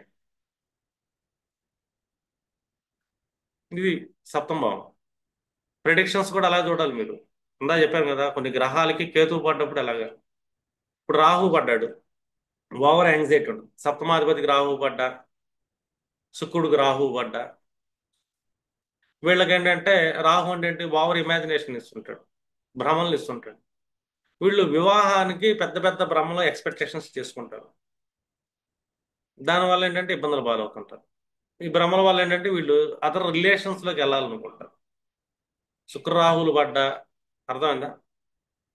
సప్తమానికి సప్తమాధిపతి రాహు కరెక్షన్ అయినా, సప్తమానికి రాహు కూర్చున్నా, ఈ రాహు భ్రమ వల్ల వీళ్ళు రేతస్సును కోల్పోతారు అని. రేతస్సును కోల్పోవడం అంటే వీళ్ళ ఆయుష్ను కొద్దిగా తగ్గించుకుంటున్నారు వీళ్ళు. రాహు అది చాలా భ్రమిస్తాడు. స్త్రీల జాతకంలో కూడా అంతే. ఈ రాహు కనెక్షన్ ఏర్పడింది అనుకో, వీళ్ళు కూడా వాళ్ళ యొక్క దీన్ని, ఏది శ్రోణితాలను కోల్పోతారు. శ్రోణితాల్లో ఇబ్బందులు కలుగుతాయి. అంటే గర్భ సంబంధమైన ఇబ్బందులు కలిగే అవకాశం ఉంటుంది. అర్థమైనా? యూటరస్ సంబంధించిన క్యాన్సర్స్ లాంటివి వచ్చే అవకాశం ఉంటుంది. రెండు, మానసిక భయం వల్ల, భ్రమ వల్ల ఏం చేస్తుంటారంటే ఈ సంసార జీవితాలు నాశనం చేసుకుంటారు. ఇప్పుడు దశమంలో రాహు కూర్చున్నాడు, లేకపోతే అష్టమంలో రాహు కూర్చున్నాడు, లేదా సప్తమాధిపతి నుంచి చతుర్థంలో రాహు కూర్చున్నాడు. సప్తమ భావన చతుర్థం అంటే రాహు, లేదు ఏకాదశంలో రాహు కూర్చున్నాడు, లేదా సప్తమా నుంచి పంచమంలో రాహు కూర్చున్నాడు. వీళ్ళకి భ్రమలు ఉంటాయి, కొద్దిగా అనుమానాలు ఉంటాయి స్పోజ్ మీద. సప్తమాధిపతికి ఆరగళాల్లో రాహు కూర్చున్న, సప్తమ స్థానానికి ఆరగళ స్థానాల్లో రాహు కూర్చున్న, శుభార్గళాలు ఇక్కడ. వివాహం అయిన తర్వాత అనుమానం వల్ల సంసార జీవితాన్ని నాశనం చేసుకునే అవకాశం ఉంటుంది.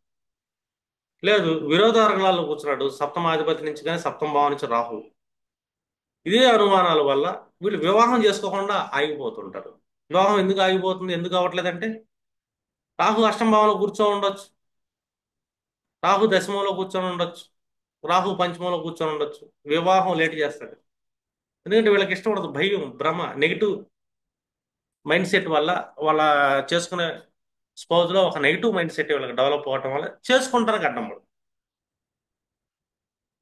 సప్తమాధిపతి నుంచి కానీ సప్తమ భావం నుంచి రాహు ఇది విరోధారంలో పెడితే అనుమానంతో చేసుకోరు వీళ్ళు, లేట్ అవుతుంది. అదే కుజుడు పడితే విరోధార్గళాలు వీళ్ళ యాంగర్ ఇష్యూస్ వల్ల వివాహాలు చేసుకోకపోవచ్చు. శుభార్గళాల్లో కుజుడు పడితే సప్తమం నుంచి వీళ్ళకున్న షార్ట్ టెంపర్ వల్ల సంసార జీవితాన్ని నాశనం చేసుకుంటారు. దశమంలో కుజుడు కూర్చున్నాడు, సంసార జీవితం నాశనం అయిపోతుంది. ఎందుకంటే వీళ్ళకుండే షార్ట్ టెంపర్. సప్తమానికి ఆరగల ఇచ్చాడు.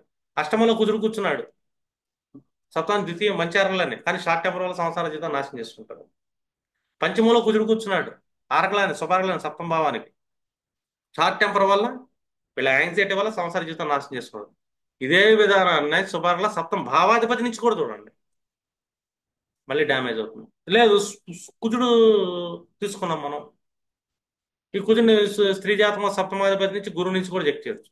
లేదా శుక్రుడు తీసుకున్నాం, ఒక పురుషుడు పుట్టాడు, పురుష జాతకంలో శుక్రుడి నుంచి కుజుడు ద్వితీయంలో కూర్చున్న షార్ట్ టెంపర్ వల్ల స్త్రీతో ఇది అవుతుంది. చతుర్థంలో కూర్చున్న షార్ట్ టెంపర్ వల్ల ఉన్న స్త్రీని కోల్పోతాడు. ఏకాదశంలో అంటే శుక్రుడి నుంచి ఏకాదశంలో కుజుడు కూర్చున్నాడు అనుకో, మళ్ళీ షార్ట్ టెంపర్ వల్ల సంసార జీవితాన్ని కొంచెం డిస్టర్బ్ చేసుకుంటారు, స్త్రీని ఇబ్బంది పెడతారు. అదే విరోధార్గాలు కూర్చుంటే అసలు స్త్రీల మీద వీళ్ళకి సరైన ఒపీనియన్ ఉండదు, దానివల్ల వివాహాలు లేట్ అవుతాయి. చూడండి, వివాహాలు లేట్ అవ్వడానికి ఎన్ని కాంబినేషన్స్ మనకు ఉంటాయి. వాళ్ళ ఆలోచన విధానాన్ని మీరు స్టడీ చేయాలి. గ్రహం కాదు, ఒక గ్రహం ఎలాంటి ఆలోచన ఇస్తుంది, దానివల్ల మీరు స్టడీ చేయాలి. ఇంతకుముందు చెప్పిన ప్రతి క్లాస్ అప్లై అవుతుంది ఆయన అక్కడ. నవాంశలోనూ చెక్ చేయాలి, రాశిలోనూ చెక్ చేయాలి. వీళ్ళకి రిలేషన్స్ ఎందుకు పోగొట్టుకుంటున్నారో కూడా, సమాజంతో ఎందుకు దూరం అవుతున్నారో కూడా. ఎందుకంటే సప్పం అంటే చైల్డ్హుడ్ ఫ్రెండ్స్, మన సమాజం, మన రిలేషన్స్, మన స్పౌజ్, మన బిజినెస్ పార్ట్నర్స్, మనం చేసే వ్యాపారాలు, డైలీ రొటీన్స్. ఓకేనా? సరే, ఇది క్లోజ్ చేస్తా.